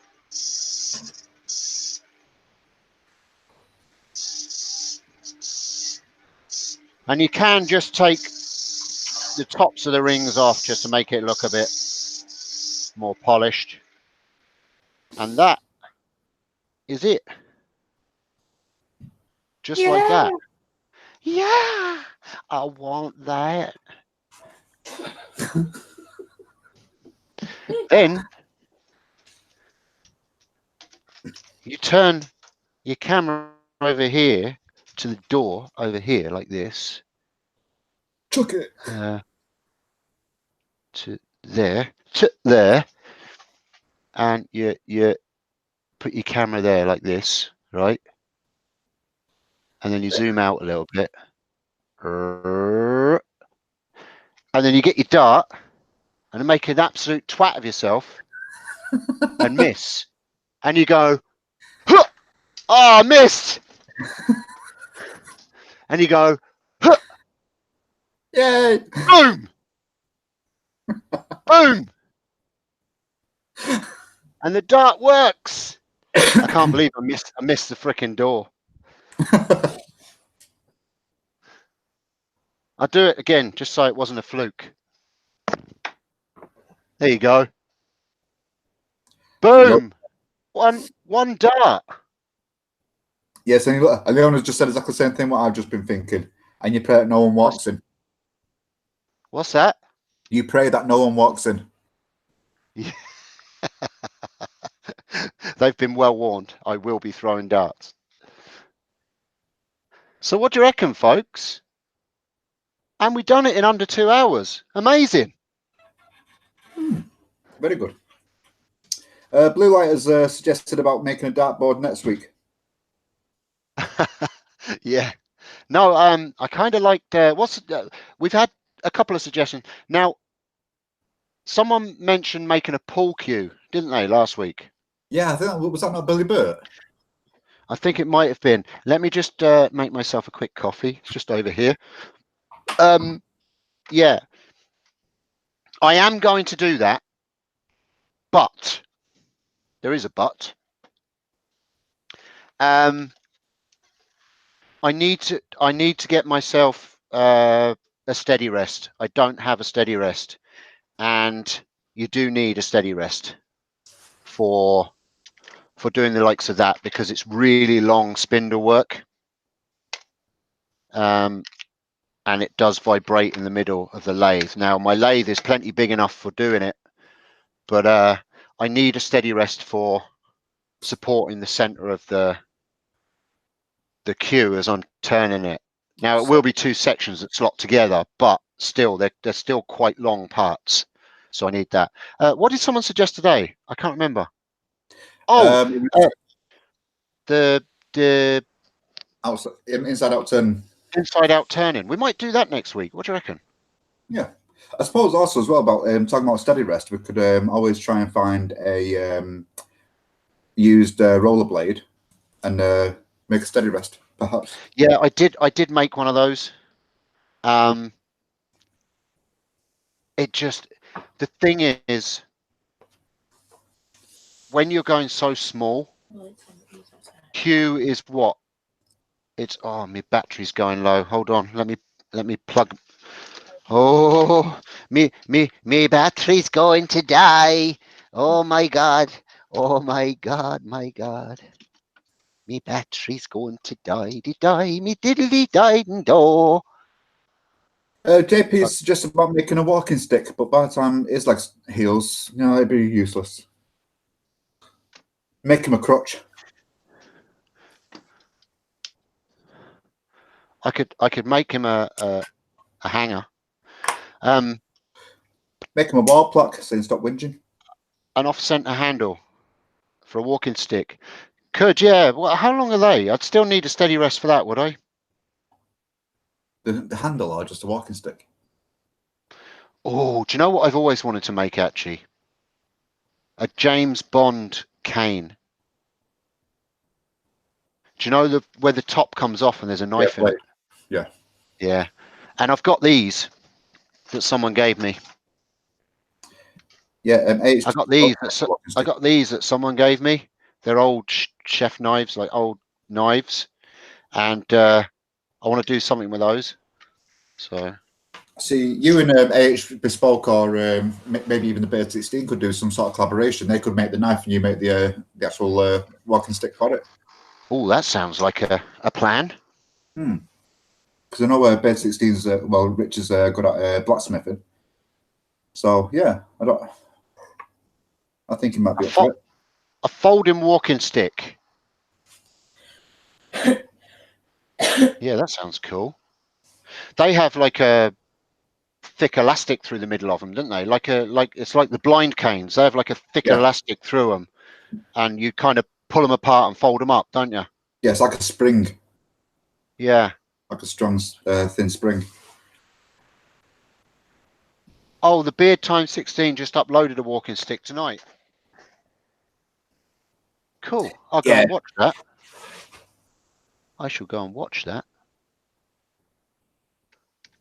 I need to fill up my water for me doodah. Yeah, walking stick. Okay, so what suggestions have we got so far? I still have to So we've got inside out turning. We've got a walking stick. We've got a pull cue. JP Billiard cue. suggested the bowler hat from Odd Job. He also mentioned the cane. Well, Odd Job's cane in James Bond. Well, I tell you, I am going to be making the Izzy Viking hat part 2. Only And I better. think I might do that on the live. So I don't want to turn it into a hat turning school. But yeah, I'm going to be doing that. So I will be doing that live. And from the measurements that Izzy has given me, oh my God, he's got a big head. You don't tell that for the video. So it's going to have to be an outboard turning. Let's put it that way, because the swing ain't going to be big enough. So yeah, so that's going to be outboard turning, because Izzy's not a small guy. 28 diameter. Yeah. And So yeah, we've got that. Someone also mentioned a table leg, a cherub table leg. They want to know how to turn that on the lathe. And I can't remember who it was. It was on Facebook. Someone mentioned it. So I've got to look into that as well. It can be done, but I've got to study. It's just off-centered turning, yeah. but it's wacky off-centered. It's real off-centered turning. So, and I think you start with a really wide piece of wood and chop it away to form the herringbone or whatever you call it. So, is there any suggestions people are coming in? A table lamp with the light shade. Actually, someone mentioned that as well. I need to write these down. Damn it. I need to get myself a whiteboard. Have you got something to write them down there, Dave? Have you? Yeah, Let me see if I sent you the first message anyway. That was the first suggestion. Cool. Of inside out turn. Someone actually asked me if I could turn a lampshade, like thin wood turning. Blimey. Need quite wet wood for that. So I might be able to get a piece of wet Pine. wood and turn a lampshade. Maybe a small lampshade. Pine. So, pine, yeah. I just party. cheated. Why is Jamie being a party? Make a bowler hat. Odd Jobs cane. That's the one, yeah. And then the bowler hat had a blade in the edge, didn't it? Didn't he used to take people's heads off with the hat? He used to throw it like a frisbee.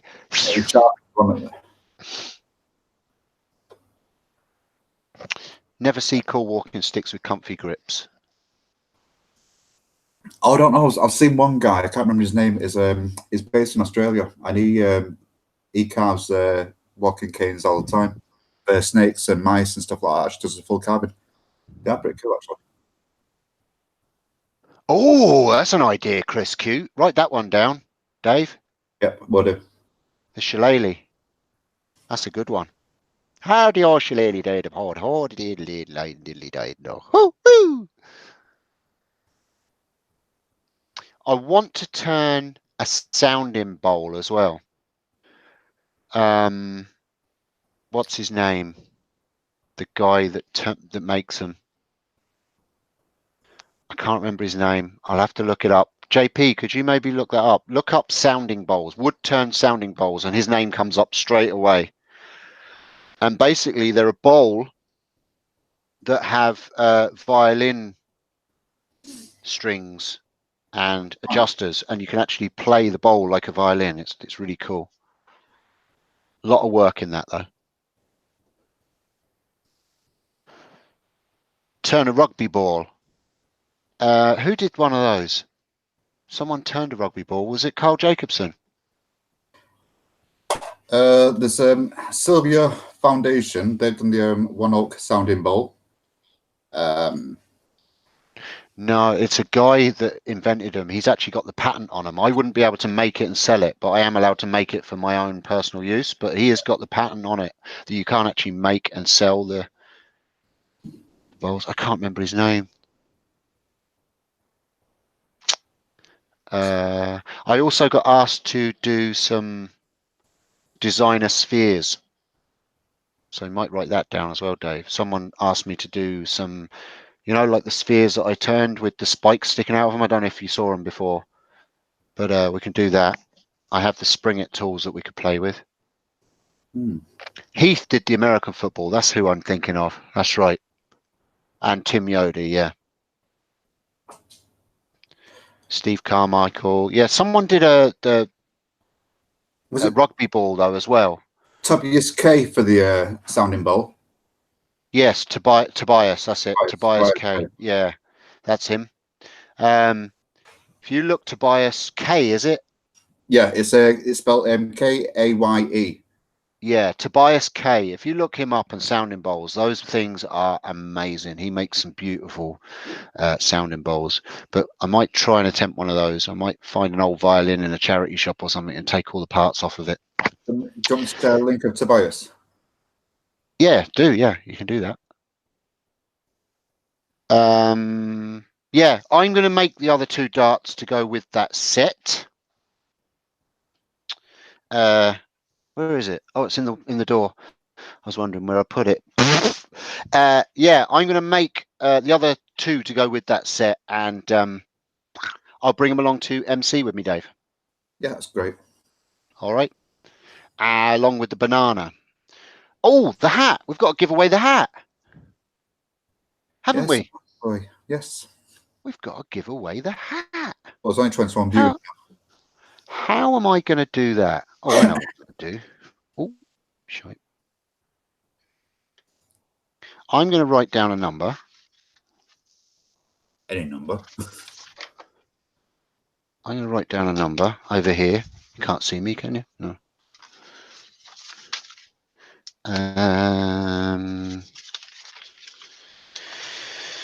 No, I'm not. It sounds like a 6. I'm not going to do that because that's going to take like forever for people to guess the number. How should I give it away?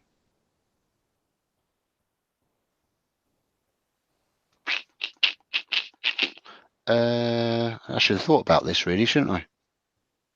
Well, I don't suppose you can always. Look, everybody's saying numbers, and I've not even decided to do that yet. It's not going to be any of them anyway. You can always ask how many days it takes to actually build your own shed, and whoever's closest could actually win the hat.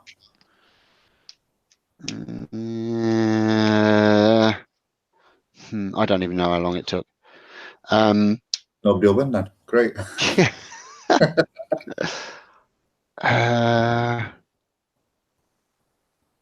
Okay. Is everybody that's in the chat on Facebook?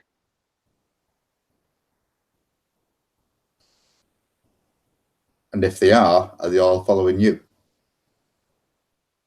Actually, if you were watching last week, this is going to be it now. It's going to be stupid, but you're going to have a good memory. If you were watching last week, during the show, I had an interruption. Who interrupted me? Go. First person to say who interrupted me wins the hat. A name, and I need a name.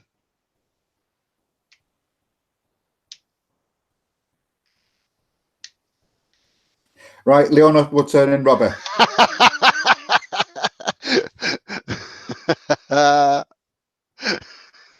Well done, Leona.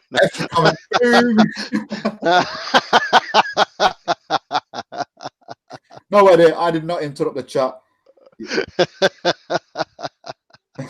Well done, Leona. My son Robbie interrupted. And Leona, how good are you? What did he interrupt me saying? Just to prove people that it wasn't a fake question. Leona, can you remember what he interrupted me, telling me what he was doing? Or what was happening? Shite, I just woke DBU laughing. The printer. Yeah, it was just about how the sheets was being printed. Yeah. Yeah, because when I went to the shed, there was about 300 sheets that he'd printed off of one of the superheroes or whatever. I forget what it was. JP's called her a stalker, which is quite funny. Well, Leona, congratulations. You've won something. Well done, Leona. I'll repair the hat and I'll bring it to Maker Central, and it'll just be something else to put in the car. Leona said, "Give the hat to Robbie for her." Oh. Ah, bless. Well, I will say he does like it. He did like it, and it fitted him lovely. So I will. I shall put one of his superhero designs on it, and I'll show you pictures on Instagram. I'm on Instagram, by the way. If you are on Instagram, can you please go over and follow me? It's Temple Boy Turnings. You'll find me. I do post random stuff like little faces that I carved into my coffee today. And I put bits and pieces of stuff I'm making as short videos. And also, if you follow Temple Boy Turnings I have a Temple Boy Turnings page on Facebook. I sometimes, which I did today, I upload a speeded up version of my videos, like 2-minute speeded up time-lapse videos. So Chris Coots put Insta what? Ah, you understand. yeah, Chris. It's about time you got with it, Chris. Get on the Insta. I'm still learning Instagram, to be honest with you. I don't know if this Instagram business thing is worth it. I think it's just a load of pants, to be honest with you. But hey ho. Well, I think this is the first show I've done that I've done it in under 2 hours, Dave. Well, yeah, I'd say so, even though it's 11:06 now, but yeah. Yeah, but that's just talking, you know. Well, JP has just put, "Don't worry, he'll do my job." Well, listen, I'm actually the co-host, so I'm doing all the speaking, you can do all the writing. It's only fair. He's only jealous, Dave. Oh, of course, yeah. That's because you took his place, you see. He used to be where you're sitting now. What, on the floor on a But then he left for greener grass. Yeah. He went over and helped the Americans. Yeah. Turncoat. Traitor. Traitor to his own peoples. Right, good night, Chris Q. Thanks for joining us, bud. Thank you, Chris. I shall chat to you the weekend. Well, actually, I'll chat to you tomorrow, I think. See, that comment off Chris again, he's avoided me again, Steve. I got it wrong. Thanks, Steve, for the entertainment. Cheers, all. That is just ignorant, that. Oh, Chris, you're really not making your way into the good books with Dave. I used to be on the screen, though. Guess he thinks you're ugly, Dave. You don't have to think anything. He probably knows it. I know it too. Night, Mark. Thank you very much. Yeah, cheers, Mark. Thank you. What did Jay Garofalo say? He said, "What about a pen kit with a knife inside?" It's actually legal. That would be a tiny knife too, right? A pen knife. They make those, don't they? Ba-dum. That would legally be classed as a concealed weapon, wouldn't it? Yeah, it's actually legal in this country, yeah. Yeah. It's also legal to make them as well, believe it or not. So if anyone sees you, be doomed. Mm. Good idea, but not worth it. Just to upset JP. There you go. Speak, Dave. Hello, JP. There he is. You see, he's on screen too. I only don't. It's only because and I know Dave doesn't mind, and he understands why I don't have him jumping backwards and forwards. Because if he speaks now, you'll see what I mean. If you speak now, Dave. Yes, if I speak now. You see, the camera jumps to him, and it just jumps backwards and forwards. And while I'm doing the live, because I record this and then edit it, it makes it really difficult with the screen jumping backwards and forwards all the time. So it's just a lot easier to have it fixed on what I'm doing and having Dave in my ear and having you guys being able to hear. But it's a massive help because I'm able to answer the questions while I'm working, and it's just a lot easier than the way I was doing it before, where I was trying to look at the chat and I was running backwards and forwards. It just makes it. You're a legend, Dave. Thank you very much. It does make my job a lot easier. Even though, JP, I must add that it was my suggestion not to be on the camera while Steve's working because it would interrupt the viewing. Exactly. Yeah. Yeah, you didn't come up with any suggestions like that. No, JP. You just call me a scarer. Right, so we've got to decide what we're going to make next week. I think we'll do the inside out turning next week. I will come up with something cool. I will practice. I will post on Instagram what I've been practicing. And then we will do the real thing next Tuesday. Don't forget that on Monday nights, I think it's 7:30, At Home with the Fishers podcast is on. That is Chris, the blind woodturner, and his lovely wife, Nicola, do a really cool podcast where they talk about their lives and the visually impaired and other stuff that happens in their life, and also other stuff, woodturning related and that. It is turning out to be a really cool podcast. I'm enjoying it.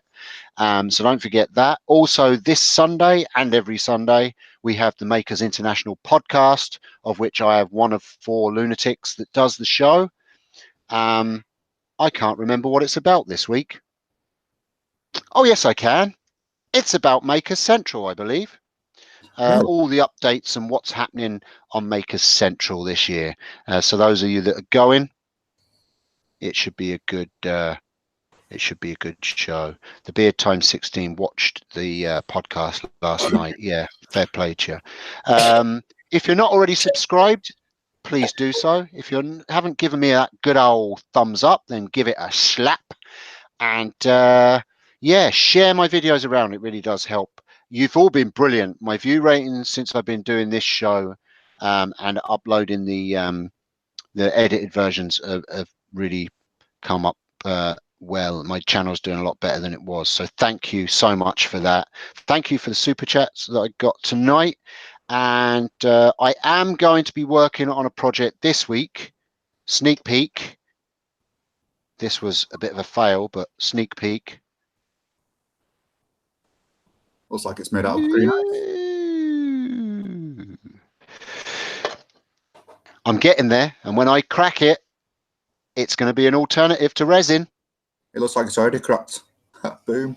Shock horror. All right, guys, thank you very much. Before we go, Steve, sorry, before we go, can I just say one thing? If you all go on Makers International podcast website, it's makersinternational.co.uk. You can also go into the menu, select stickers, and you will receive a £20 discount on the stickers from Discount Sticker Company. So, yeah, £20 discount at the checkout. Well worth it. Yes. You see, I didn't say that because that's JP's job, and I always forget. So I guarantee you, he messaged you that did he? No, he didn't. No. Oh, fair play to you for saying that.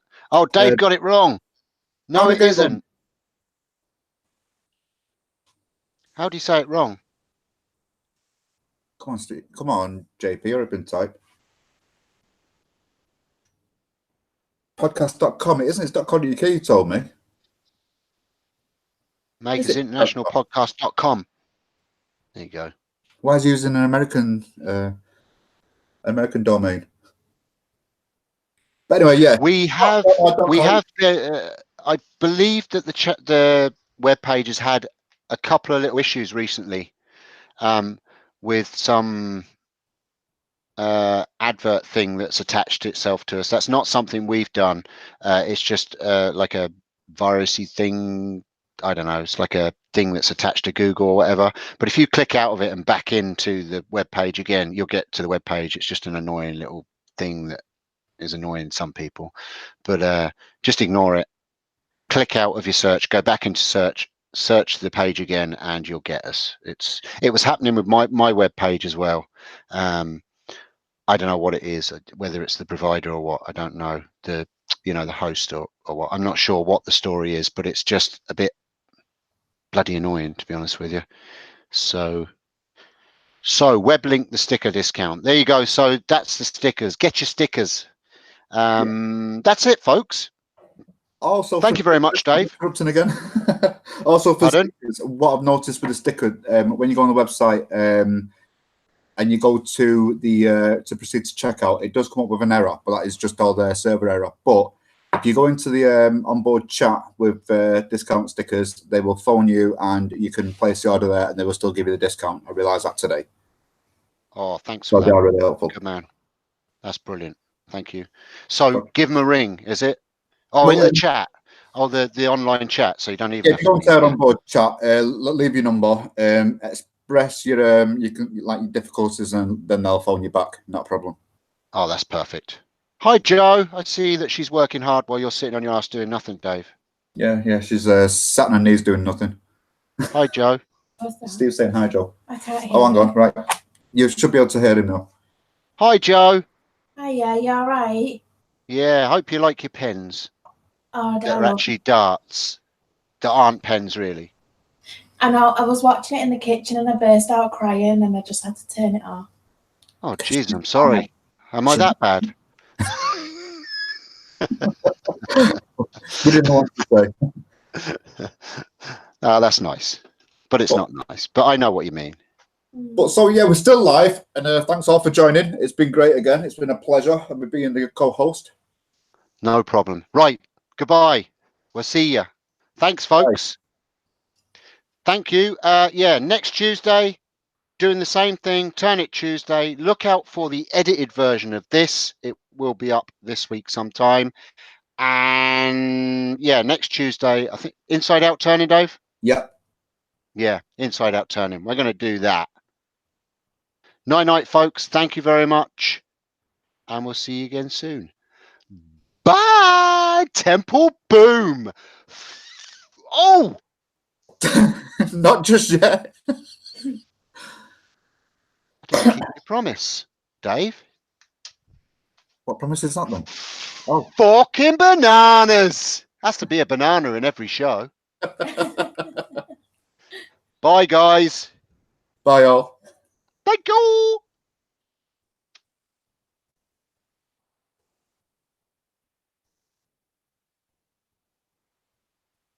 Stop, you dang thing. Takes like 3 hours. It's stopping. It's stopping. I hope we're not still live because it's still stopping. Are we still live? Live. Are we? Why is it not stopping? Do you know what it is? It's gone into shock because it's not used to. Oh, JP broke it. Failed to stop broadcast. Please try again. It won't let me go off. Right. Temple Boom! Fucking bananas! Still live. It won't stop! Oh. Why is it still Temple Booming? JP's broken. JP, I can't stop the broadcast. What do I do now? Sod it. Do you know what it is? It's because it's not used to me going less than 15 hours. Yeah. It's like, no, don't go. Right. Failed to stop broadcast. Try again. Right. Here we go. Third time's a charm. Temple Boom! Fucking bananas! Still freaking live. It won't die! Oh no! It's going to be a lifetime of live. You can do 8 hours live. Oh no, I did 14 hours last time, didn't I? It still didn't die. Has anybody had this problem? But we still got die. Failed to stop broadcasting. Please try again. Oh. Can someone please search YouTube and see, is there an issue? I wonder, is it because I'm recording here? Right, hold on. Stop recording. Right, I've stopped recording my end now. Let me try that again. Okay, are you ready? Oh. Temple Boom! Fucking bananas! It's fucking bananas! This is fucking bananas! Failed to stop. It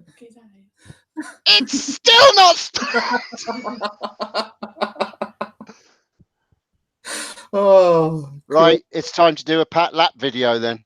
Where's me yo-yo? What are you gonna do? Spin it and smash the screen? That ain't No, gonna Pat work. Lap did an hour video of just going, failed to stop broadcasting. Please try again. Can someone please look up and see as YouTube having issues with their lives? Because I'll be back in a minute. I'm gonna mute it the camera. it won't die. Right, where's that knife? Right, hold this banana. Okay, you ready? Temple boom! Fucking bananas! Die!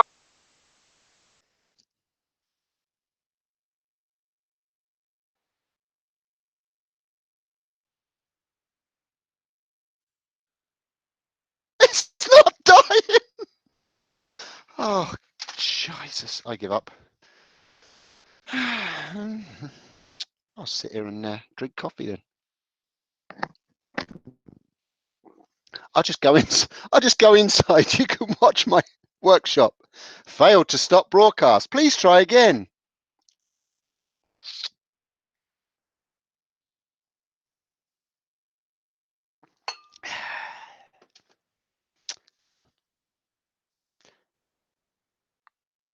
Okay.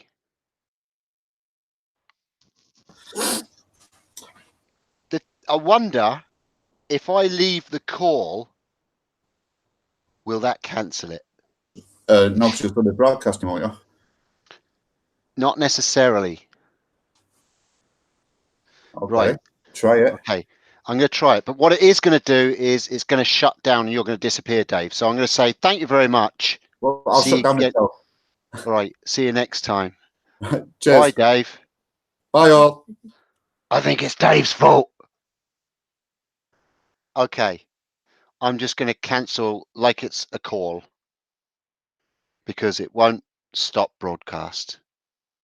So I'm going to hit the stop broadcast one more time. If that doesn't work, I'm going to hit the red phone. And if that doesn't work, well, then I'm going to go and get a 6-pack and we're going to have a party. Okay? I got some Guinness in the fridge. Right. Temple boom. Fucking bananas.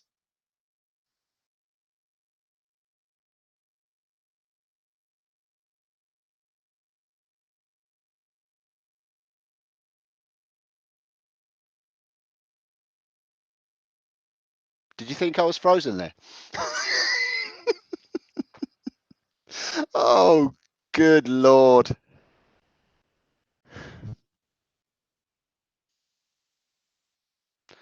And I'm still live. 6-pack it is. Failed to stop broadcasting. Please try again. Well, Mr. YouTube, I've tried 15 times now, funny enough, and I'm still live. Okay, I'm going to hit the red button. Hopefully it doesn't just keep continuing to... You see, the trouble is if I hit the red button, is my video still going to be up there?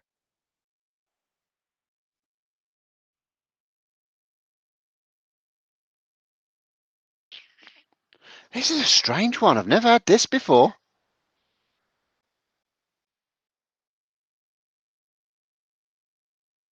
Do, do, do, do, do.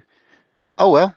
I'm going to hit the red phone. If it hasn't recorded the live, then I'm sorry. Bye-bye. Ooh, Temple Boom! Fucking bananas!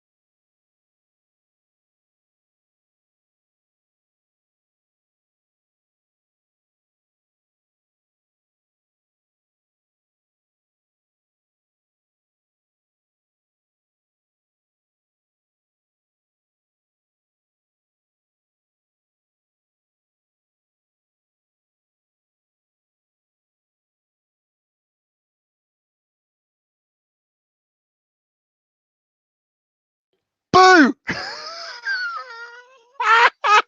Still live!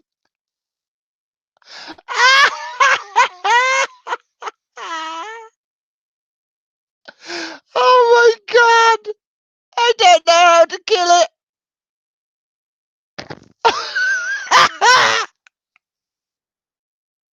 I don't know how to kill my broadcast! Oh dear! Help!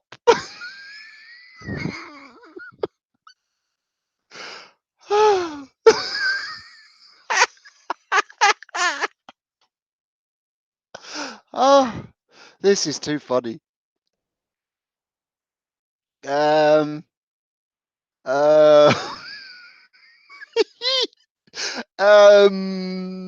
I'm gonna hit stop broadcast again and see what happens. Temple boom! Fucking bananas!